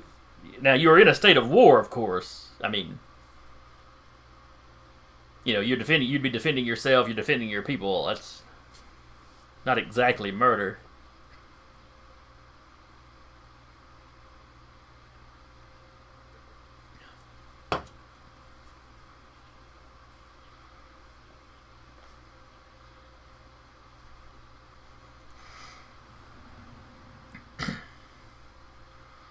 Well, certainly, if you can take if you could remove him, it would make me taking my city back easier.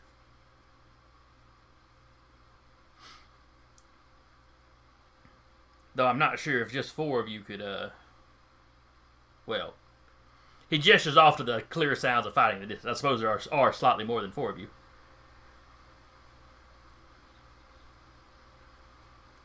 I'm having. Well, he won't be alone. He has his lieutenants, and he is a power unto himself.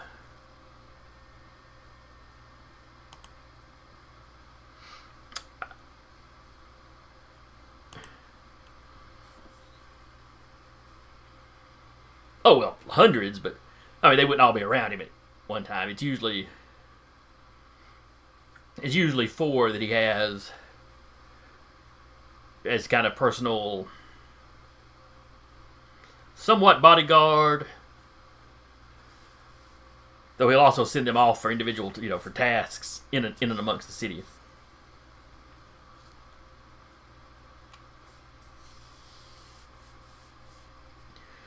But they are much more powerful than the average citizen, or even his average member of his army.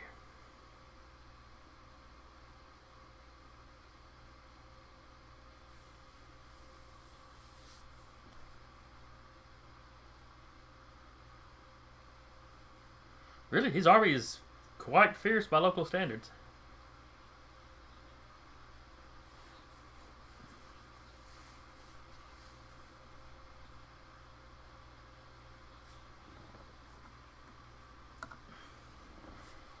He looks at you a little funny when you use the expression punch to the breadbasket.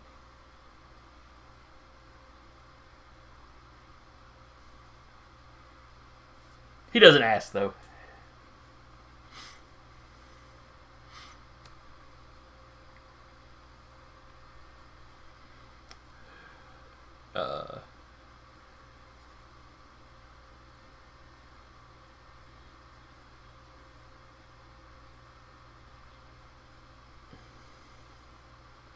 I would hope so. But yes, if you can remove him and his top lieutenants, it won't win the struggle, but it will throw things a little more in our favor. I don't know if you want to. He has a kill zone set up around the tree itself. Well, it's an empty area, with good visibility. He destroyed all the buildings in and around where the tree sprang up. It grew out of what was the university. Or one section of the university's campus.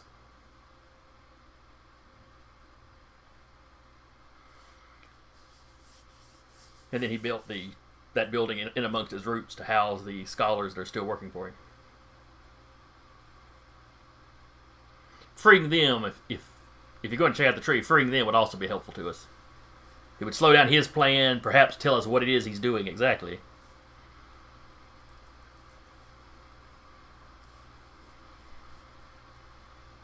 I have some troops that can help, but not many. Mostly just my loyal palace guard, the half of them that escaped with me.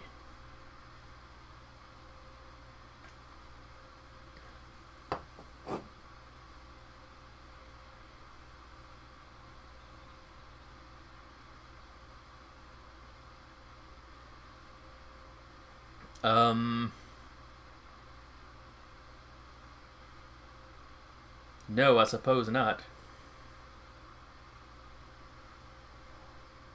I'm not sure if we even have one. Some people will theorize that it was killed during the Cataclysm.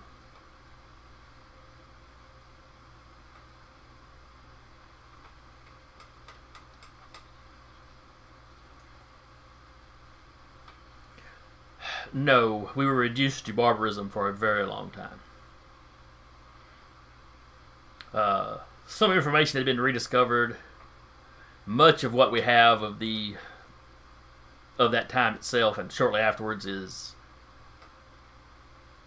merely oral tradition, which can change greatly over time. So the accuracy is very much a question.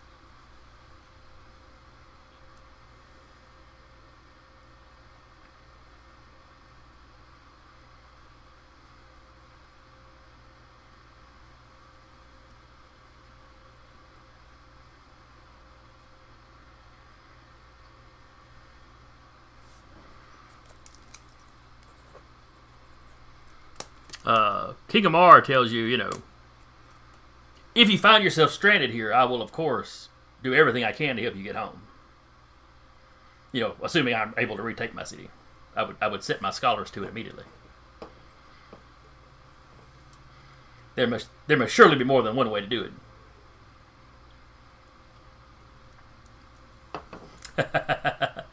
Or his head, I am not picky. He has killed enough of my people that his death is more than warranted.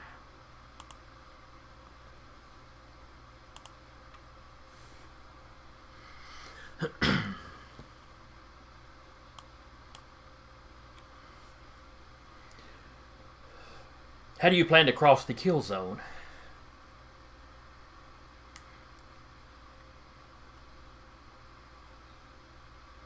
He already had. It's the where they destroyed the buildings and left a big clear area.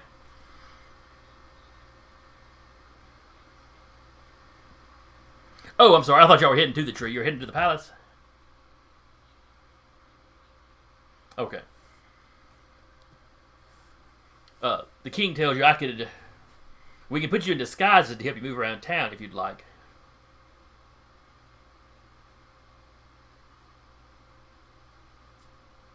Please, come downstairs with me. He goes down, he goes down the stairs on the outside of the building, into the building itself. It leads you down into a basement area. There's a couple of men down there.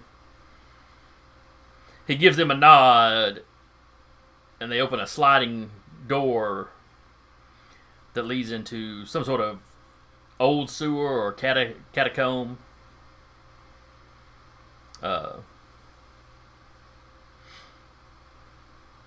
It's clearly not been used in a very long time. He goes, please, come with me. These tunnels run under much of the city. It can be difficult finding paths sometimes because so many of them have caved in over the years,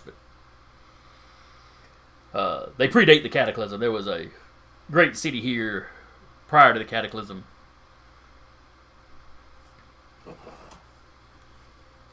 They had many features but they could do many great things before the Cataclysm that we've not rediscovered yet.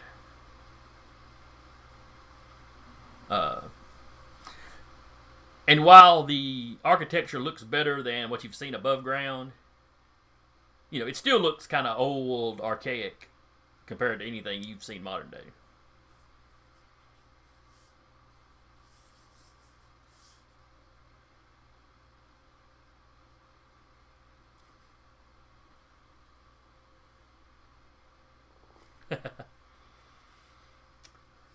Is that Curtis saying that, or is that Toss-Up saying that?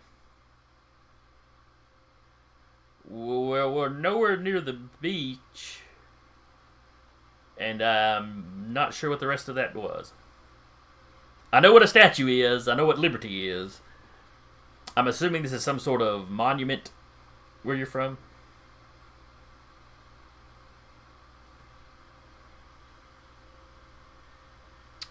I understood culture, but very well.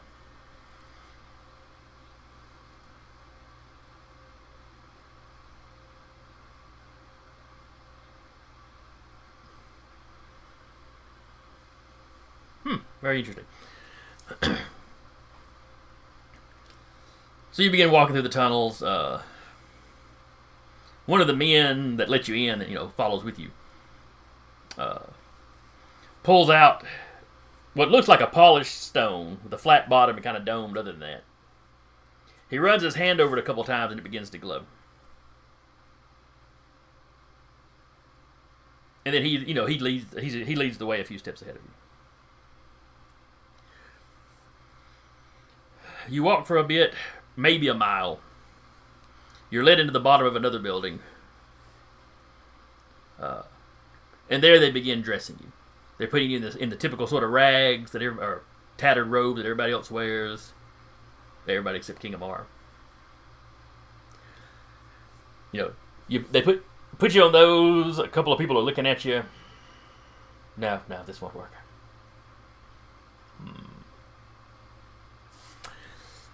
They take the rope. One of them takes a couple of robes and like loops them around Recluse's arm, kind of ties them on, and then puts the robes back on. So one of your arms looks a bit bulkier than the other.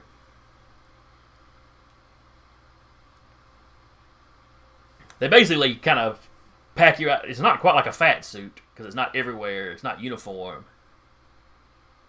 But they do things to kind of break up the outline so you don't look so freakishly normal. Except for Recluse, they give you all hoods, which you've seen a lot of people wearing. Those are not unusual. Recluse, they tell you, you should be okay face out. The eyes are a bit unusual. And other than that, you're a little too pretty, but, not remarkably so.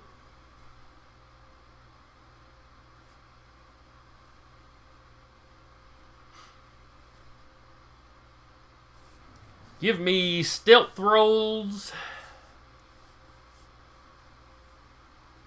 And basically you have the aspect in disguise that you can tap for free.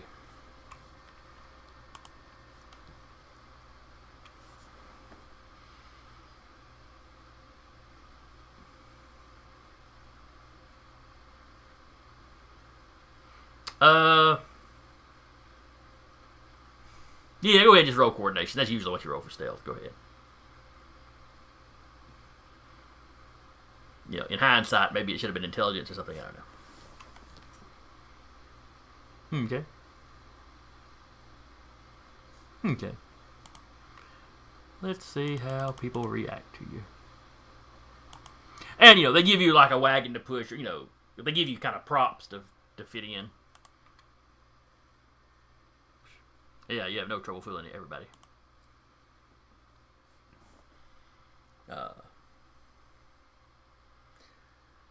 Now, Recluse, you notice a lot of people giving you looks as you walk by.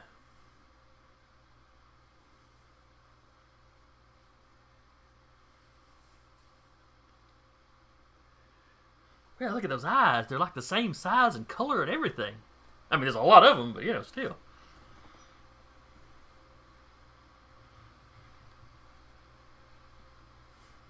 It's a very strange feeling for you, Recluse. Suddenly you're the least freaky person walking around.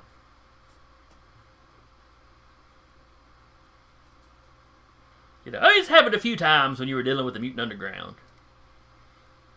Though even most of them, because of the spider-like nature of some of your features, were a little creeped out.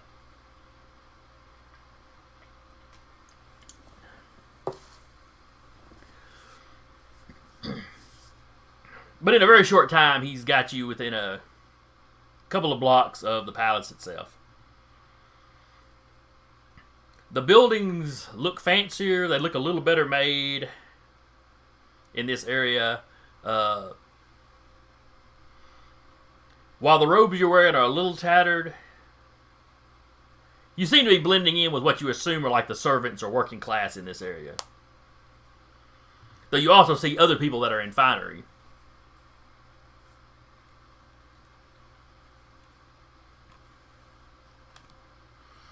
The palace itself is about 3 stories tall. You don't know, according to the king, there's not actually that many floors. There's only 2 floors, but they've all got very high ceilings. It is, however, very spread out. Clearly you have kind of the main building that was probably the original structure, and then generations have added to it from there. It does seem to be under heavy guard. Any wagons going in or out are both searched.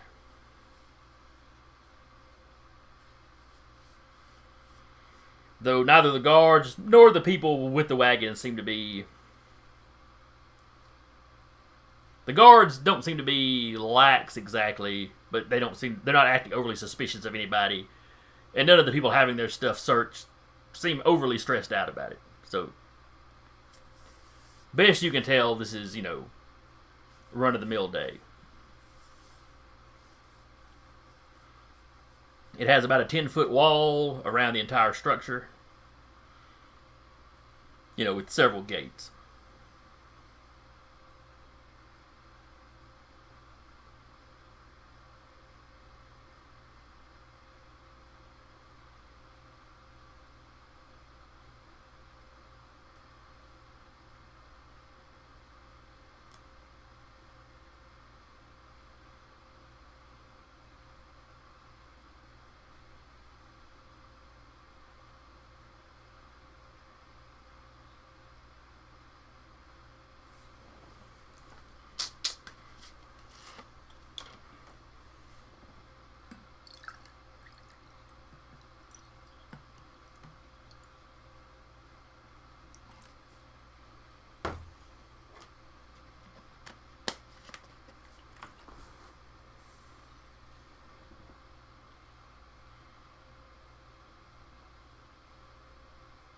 Not really. He blends in better with insects. There's far more insects in the world than people.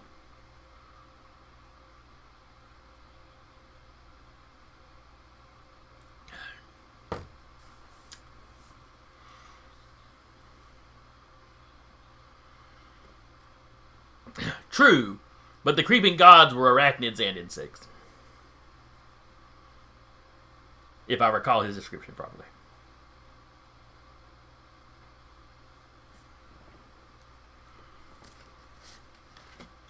Or insects of any kind, really.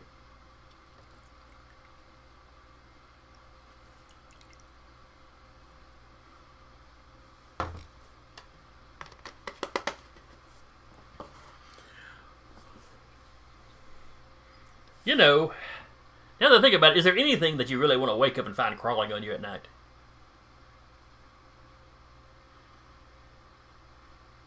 I mean, yeah, there'd be a few, but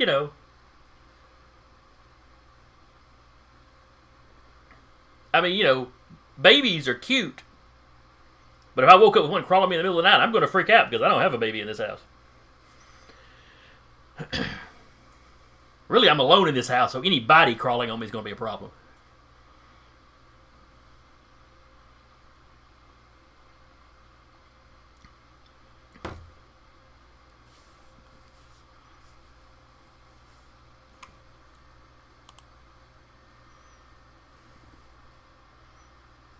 But are you sure that is the worst plan?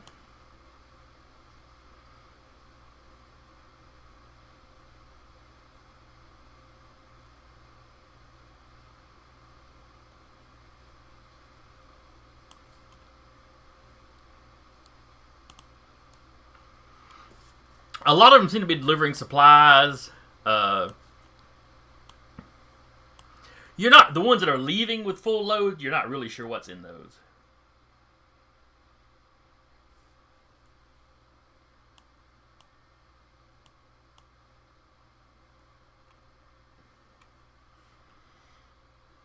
It is.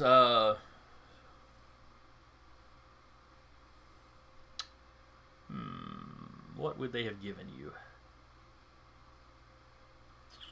was going to say sacks of wheat, but that's awfully valuable here. Rolls of cloth.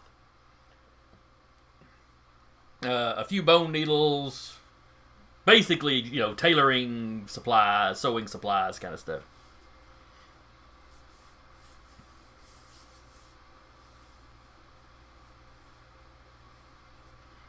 No. I mean, it looks like something a trader would generally be bringing. It's not a random assortment. It's like you're a specialized something.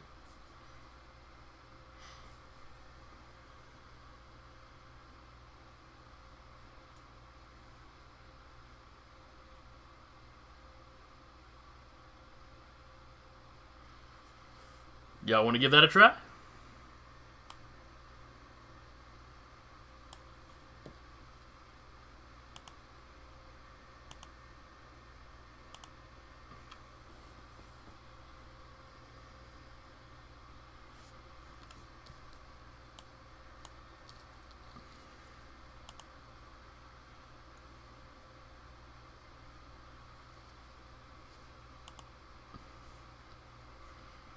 Blonde guy, red clothes, mostly red, I think, if I recall.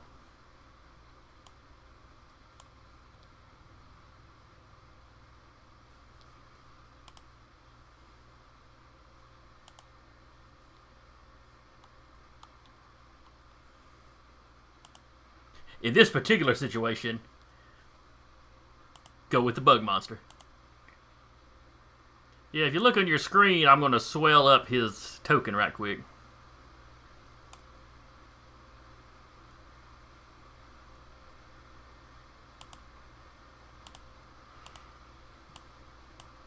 Courtesy of the City of Heroes character generator.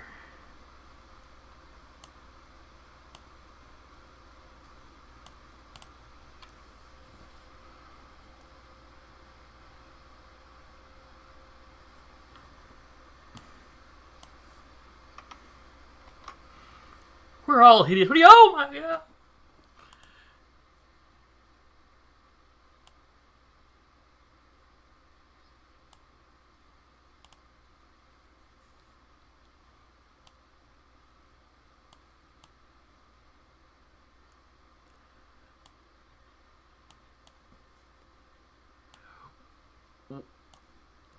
Do each of the eyes have an individual lid, or is it one big lid that goes over each segment? Oh, that is a little freaky. But you know, your two eyes tend to blink more or less in unison. You know, you might have one that's a little lazy, so it's a little off sequence or something, but you know. Or when you get an eye twitch, it's just one eye within the whole compound eye that starts doing it.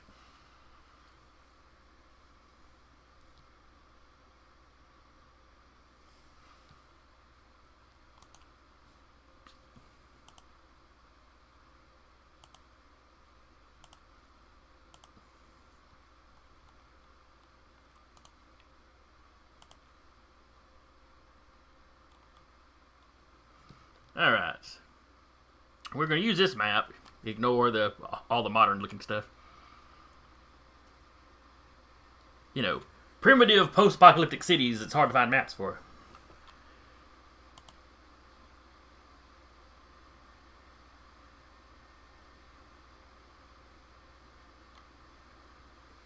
I had cut and pasted y'all from the previous map. Though the size of these are off, I must have just been using the grid as printed on the map and not the actual grid for the Roll20. So anyway, so this is going to be the gate here. Let me throw out a couple of gods. And you're going to have other folks moving around, but I'm only going to throw miniatures down for those that, you know, kind of get involved in the fight.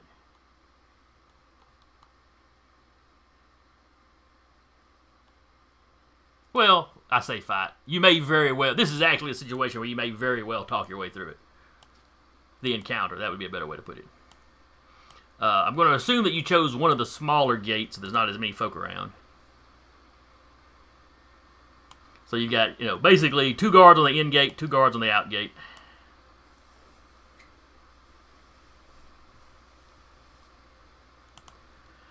As you approach, one of them goes, "State your business."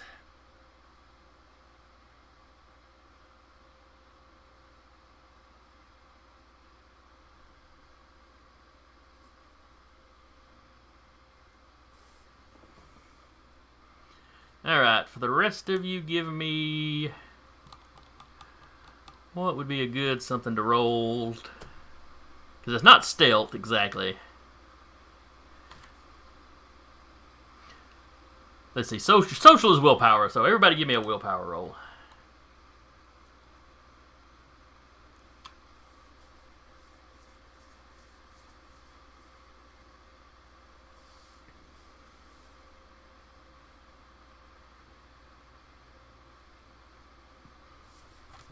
Guess I should probably roll to give y'all a difficulty, shouldn't I? Alright, 5 is the number to beat. Alright. So other than Recluse, the rest of you, kind of keep your heads down and, like a lot of people are around the police period. You ain't talking to me, I'm not going to do anything to make you notice me. But you're not coming off as suspicious. So as you approach Recluse, they ask you what your business is. You say supplies. What sort of supplies?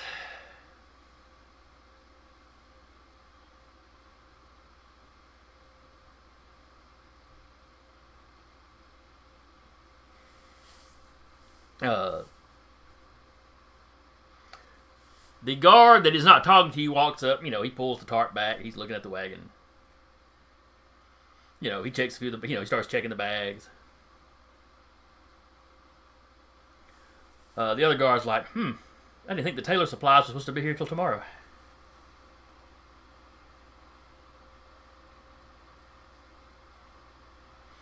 All right, give me a willpower roll. See if you can bluff him.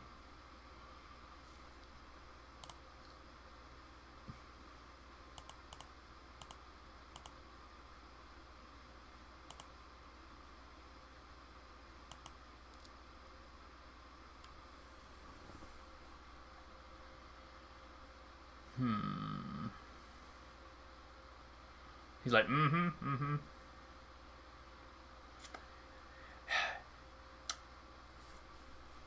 He's giving you a real close look.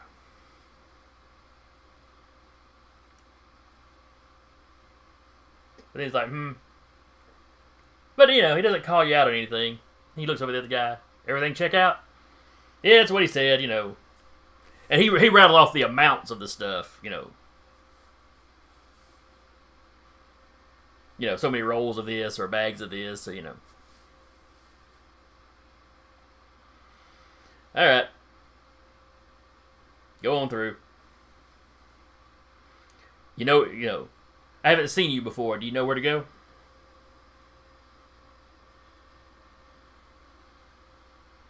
All right. Move along.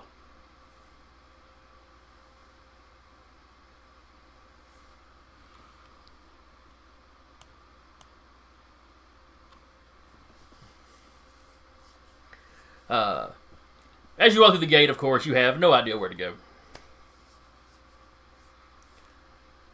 Give me an awareness check.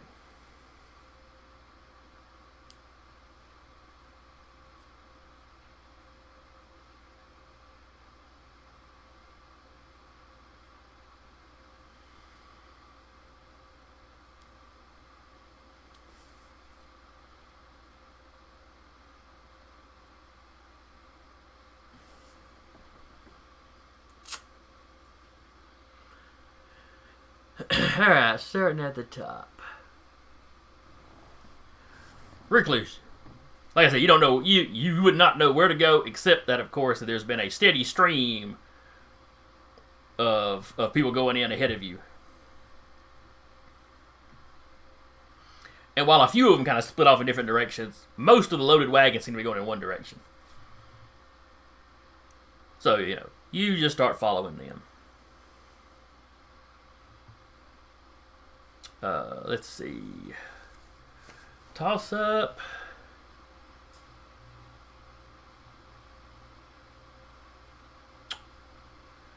Try to go. You would notice the other loaded wagon. So, try to think if there's anything else. You also notice that there are several groups of guards patrolling the grounds. The grounds around the palace are pretty expansive. The walled-in area is pretty large. There's lots of traffic. Like I said, you spot the guards patrolling. One thing you notice that you've also noticed in the rest of the city is there's very little plant life. There's more here. You actually see some fruit trees. You see some servants watering them.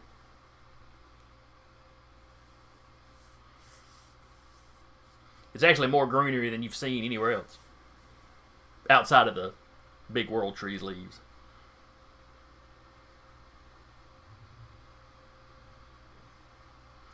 He gave you a rough layout of the palace.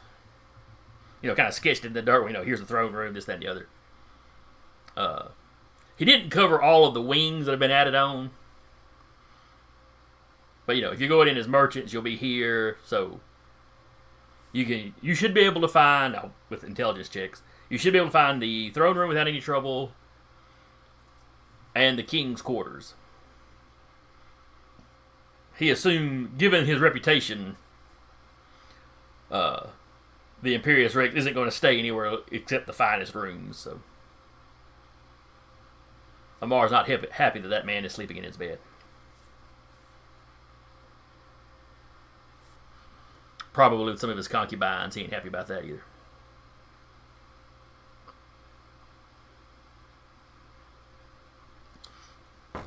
Yes, one of the guards had pulled the tarp back, and when he went through it, but he put the tarp back over it before he sent y'all through.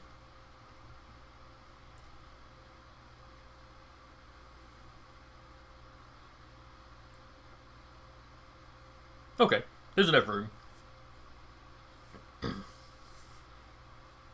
Okay.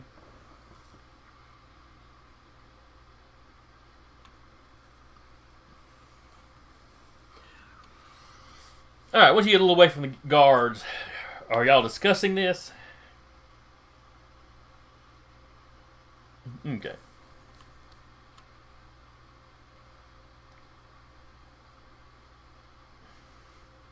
Hey, here's some cloth. Where's the king at right now?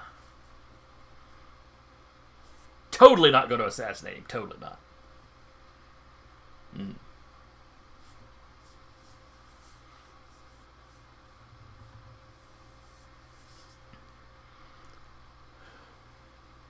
So you slowly make your way over, the servants' entrance you're supposed to be using. It's between kind of two outcropping wings of the building. So as you round the corner, you're out of sight of the guards at the gate, though there's still lots of people mulling around.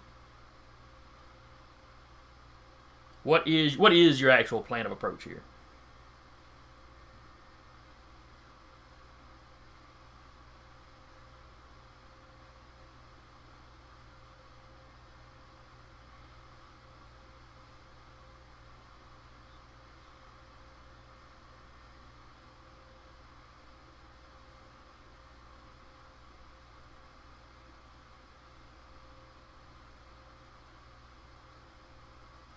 Okay.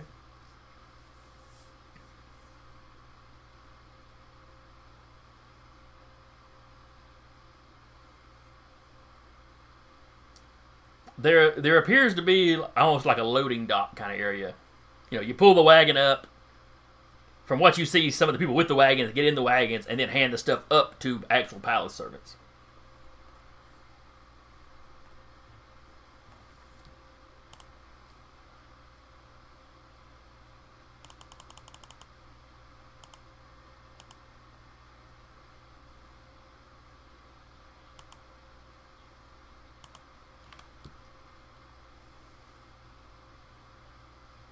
Potentially.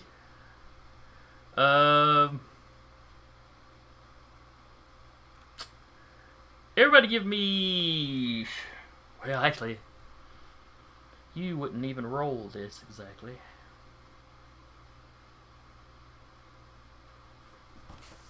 Yeah. Taylor, you said you've got two of your unisons ghosting? Have you allowed the unisons out in the city to Banff to disappear? The ones that were fighting the army?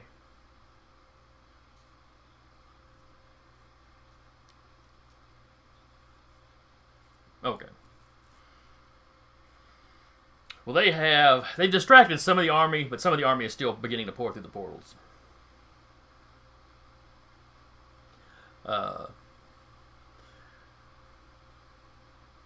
The ones ghosting, one of you goes through the loading dock. One of you begins going through the building. Give me awareness check. Or awareness roll too.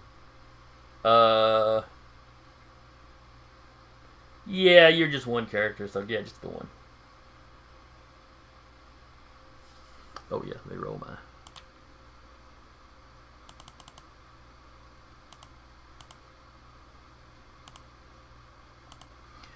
You spot several individuals. Of note, they're in better clothing than the majority of people you see. Though their clothing, well, I say that now that I think about it, they're really not wearing that much. They're actually much more mutated than most of the people you've seen.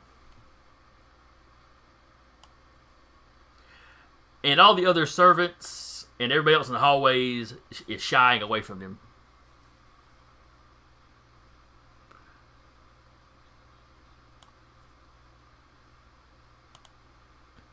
I'm just going to throw these down where you can see them.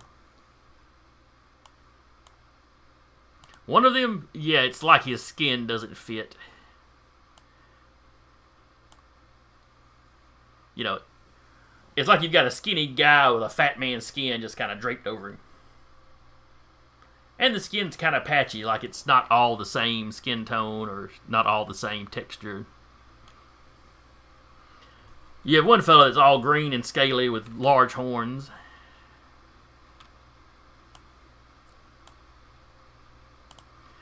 You have one that looks like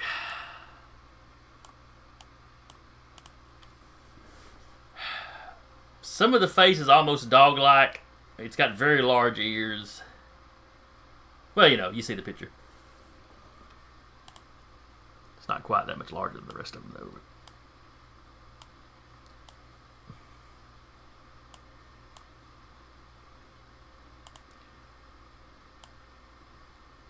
And then this one is noticeably larger than the rest of them.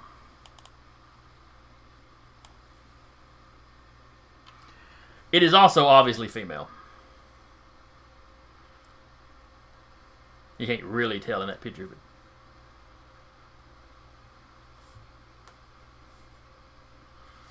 but where the rest of them are, you know, 6 or 7, you know, the beast man looking thing is around 7 foot tall. The green scaled guy, not counting the height of his horns, is probably 6 footish. And the guy with the loose skin is 5, 6 or so. But as they're marching past your ghosted unison member, you hear the bestial one in a kind of a growly voice. I heard them in the courtyard.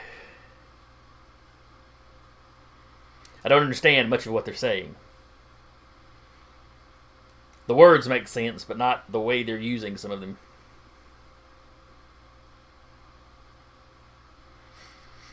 It may be nothing, or it may be those strangers they lost in the city. And you notice his ears kind of twitching and moving separate of each other.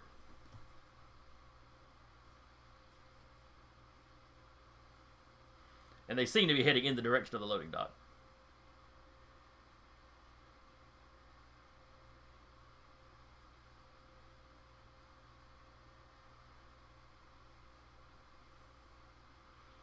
Oh, come on, it's 4 on 4. That's what we call, in the business, a fair fight.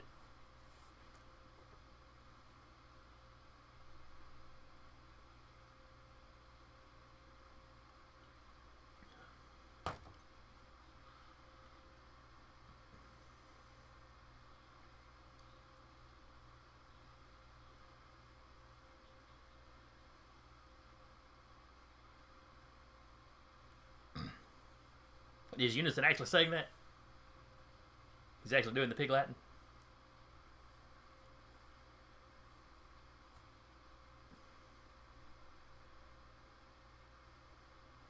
And then you hear the beast guy go, they know we're coming.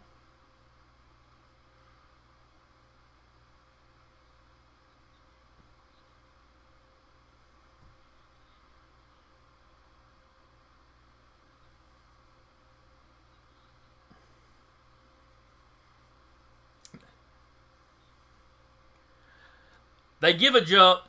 The one-eyed chick, who I told you the rest of their height, she's like 10, 12 feet tall. She immediately puts a fist through you. and into the ground. It's some kind of spirit.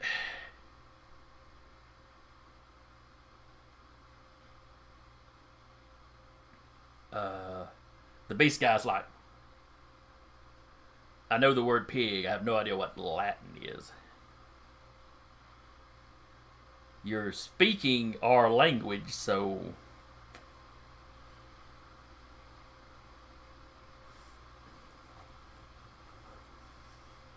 they're headed towards the dock. They're not very far away. Unison sent one of his guys astral projecting into Scout and has made himself visible.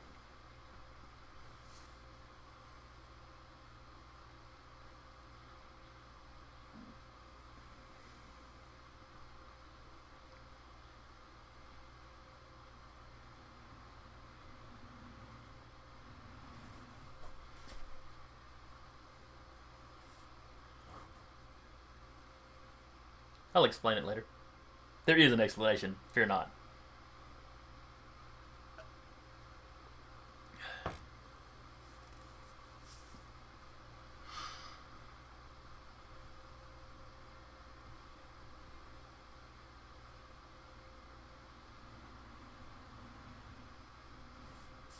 Alright, so what is y'all's battle plan? You know you've been made by these four at least.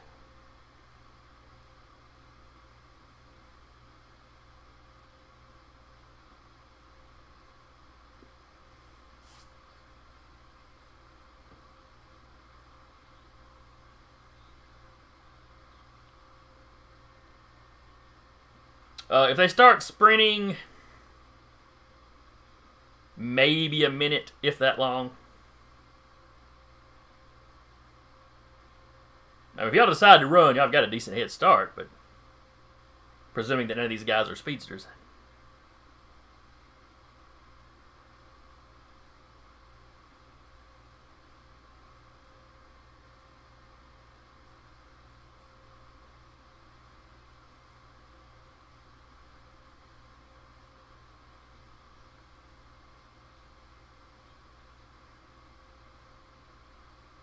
This is true.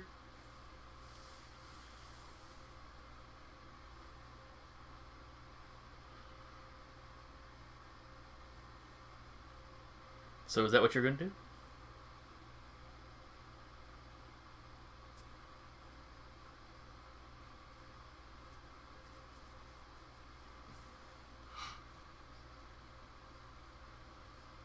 Yes.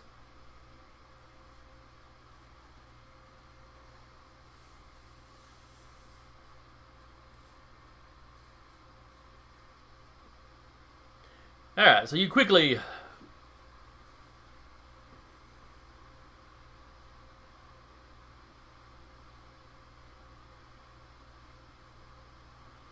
So yeah, you all have no problem getting through a window into the top floor. The palace has very wide open windows. They've all got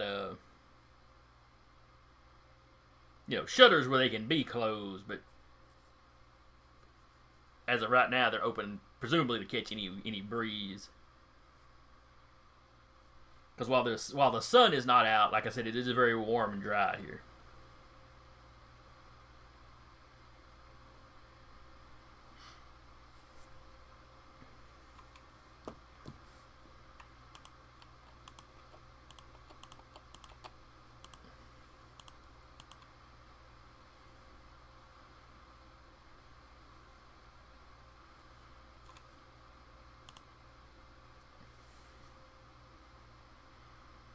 The throne room is on the bottom floor. The private chambers are here on this top floor.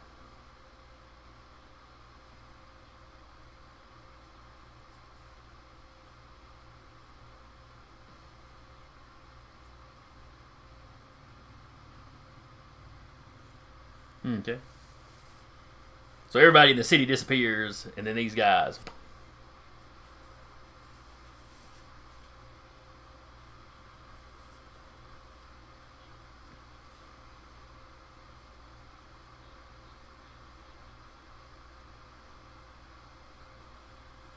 Okay.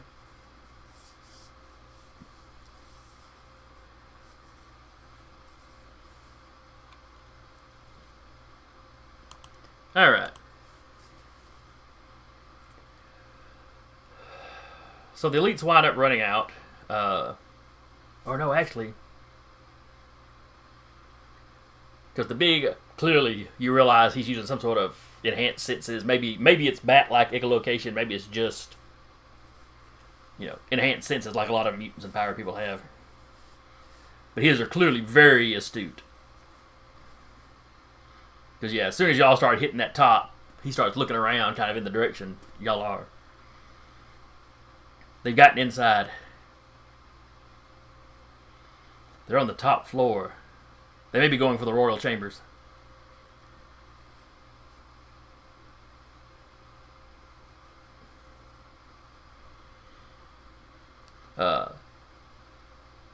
They turn and begin running down another corridor.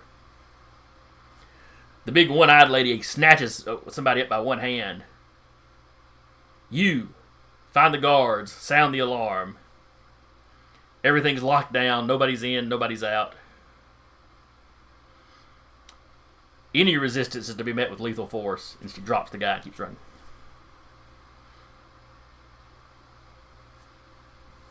I'm assuming you're having one of your ghosting guys following him.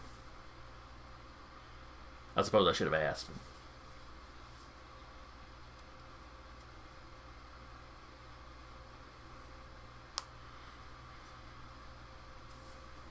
Alright.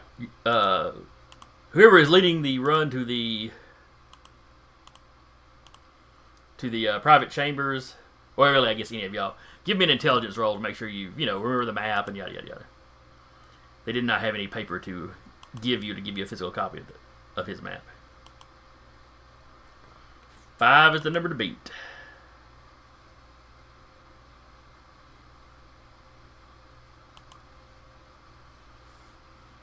It's intelligence, not awareness.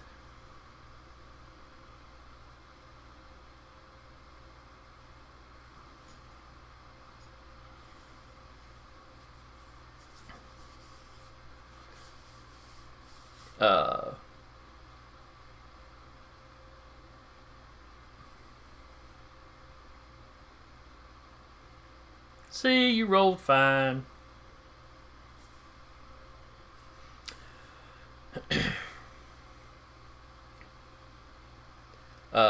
But yes, between all of you, you have no problem staying on course. A lot of servants scream and dive into rooms as you run by. I'm assuming you've basically dropped the disguises at this point.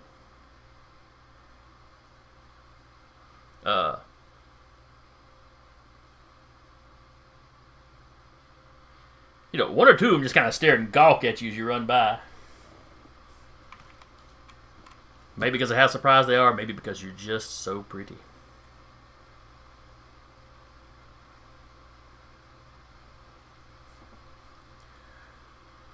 As you bust into the royal chambers, and the royal chambers is not like one bedroom. Think of it kind of like a hotel suite where you've got kind of a larger common area and then bedrooms kind of branching off. The fancier doors you assume would be for sure the king's personal bedchamber. The side ones you're not sure. Amar did mention concubines, so that might be their rooms.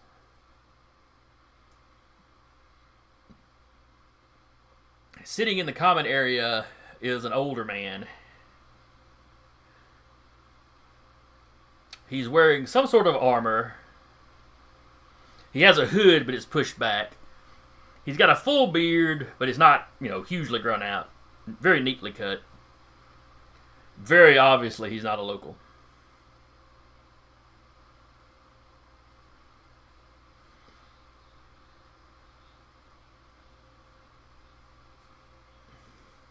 The Imperius Rex. It is a title, not a name. He's speaking English, which, of course, but the best you can tell, everybody has been since you met Amar. But where the rest of them, it's kind of like generic TV English, if you will. There's no real noticeable accent one way or the other. This guy is speaking with a noticeable southern drawl. It's not super thick or spoofy, to the point of being humorous, but you immediately peg him as somebody from the South.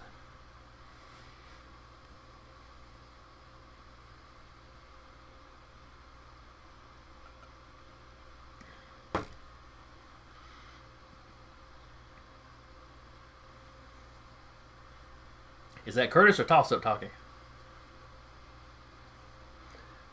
Well, that depends on what questions you ask, young man.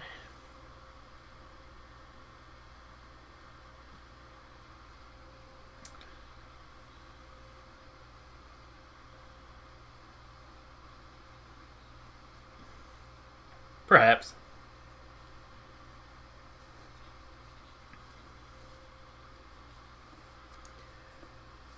Well, with the magical effect that I see on you, I believe everyone around here would appear to be speaking English to you.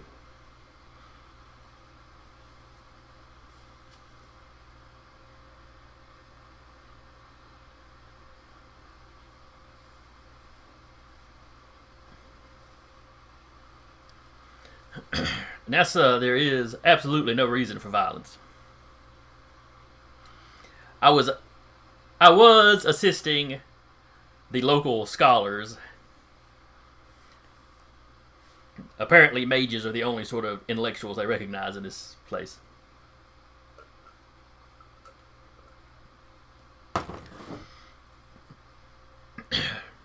It was not my intention that they invade my home or yours. But look around you. They need a better world than this to live in.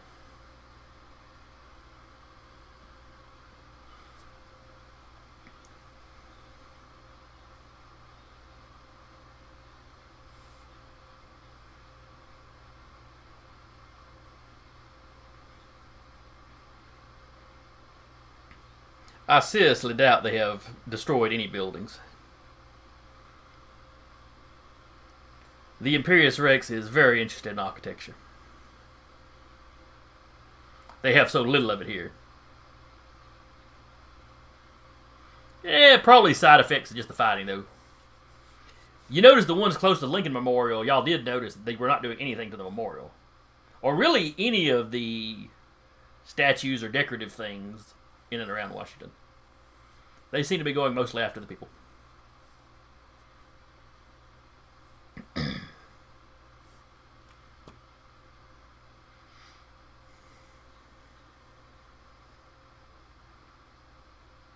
It is not, unfortunately, my day to keep up with him.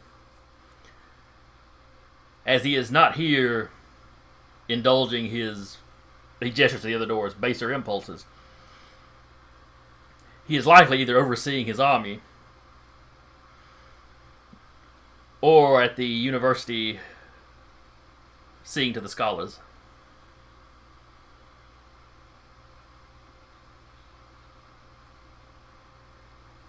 Have a fine day, sir.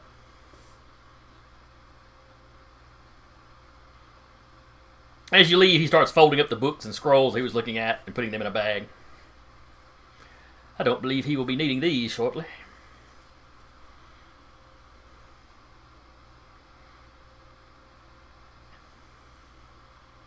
And then he stands and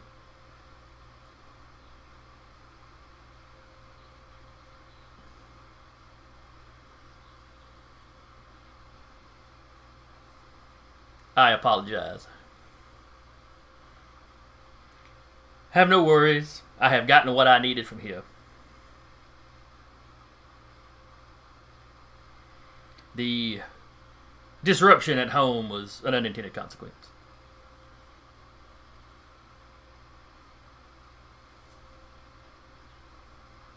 No, I'm done with this world.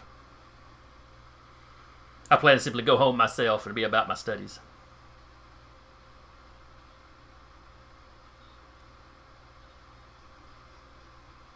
I suppose that it did come off that way, yes.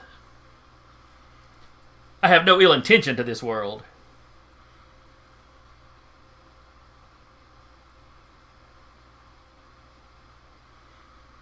You may call me the Reliquary. It is my nom de plume clone. Yeah, I am sure that you each have colorful names yourselves. In fact, I'm pretty sure I have seen some of you in the news last time I was home. Perhaps not the fair-haired fellow, but the rest of you.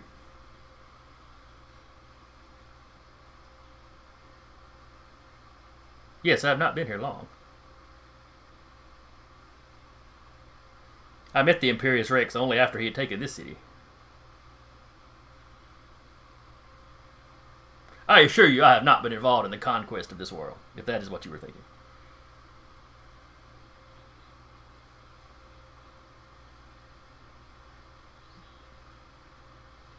I have no ill intentions towards you.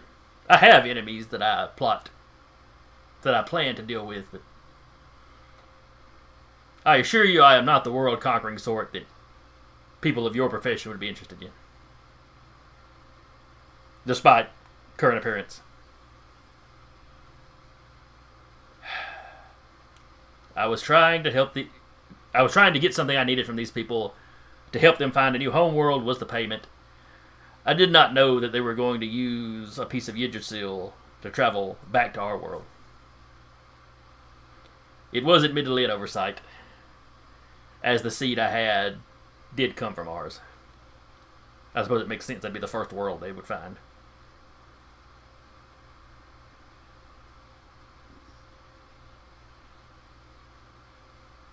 Yes.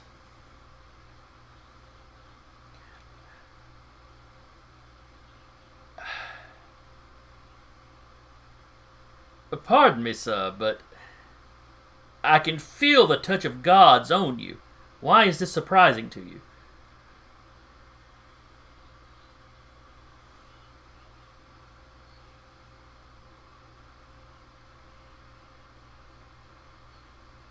Oh, so you can have people godlike beings, and you can have insect godlike beings, but tree godlike beings are where you draw the line.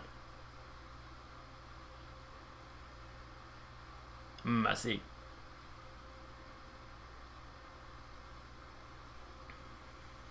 Well, I'm sure you should be about your world saving.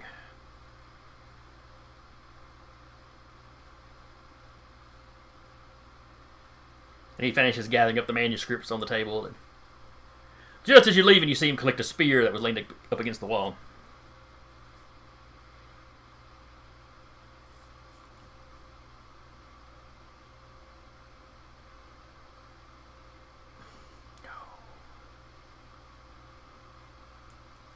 No, you guys will probably never see him again. Now, some of your other characters. Alright.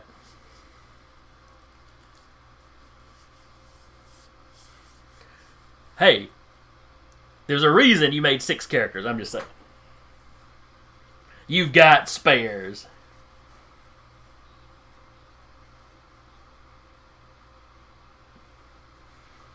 As you close that door and step out, you see the 4 lieutenants charging down the hallway towards you.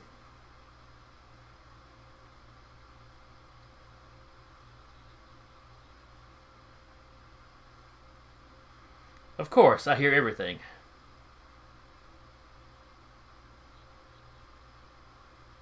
Not totally unexpected. Not totally unexpected. Once we finish with you, we will deal with the old man.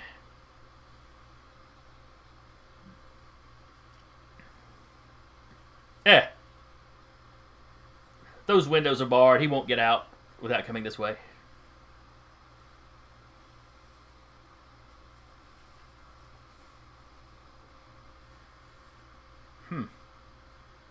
Well, then we better take you out quickly and see if we can catch him.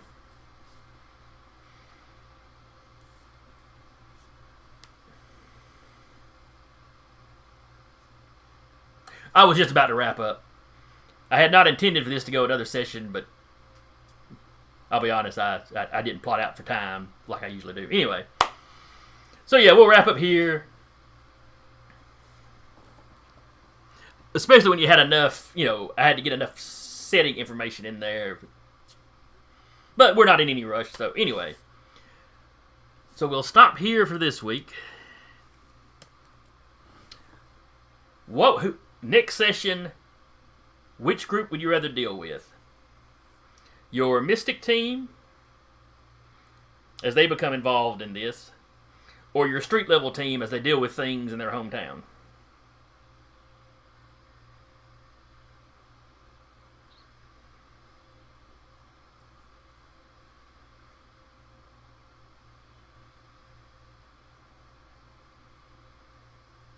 Oh yeah, you did post about that. Yeah. Well, you can go ahead and say if you were here what you would rather do.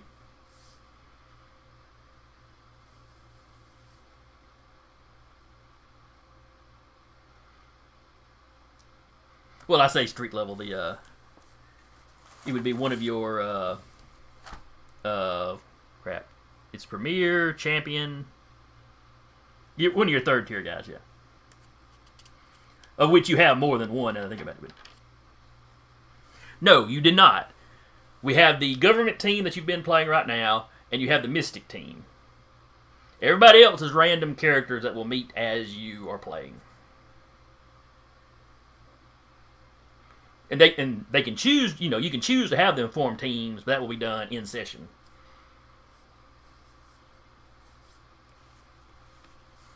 Well, you don't have to make a decision right now, too. I'll put a question up on the Discord. Then the guys that weren't here this week can vote on it, too. Or voice their opinions. So anyway, thanks everybody for playing. I hope y'all had a good time. I certainly enjoyed running. Should be back in 2 weeks. Let's see, is there anything I needed to cover before we split? Not really. For anybody watching this later, again, I was the GM, Jason.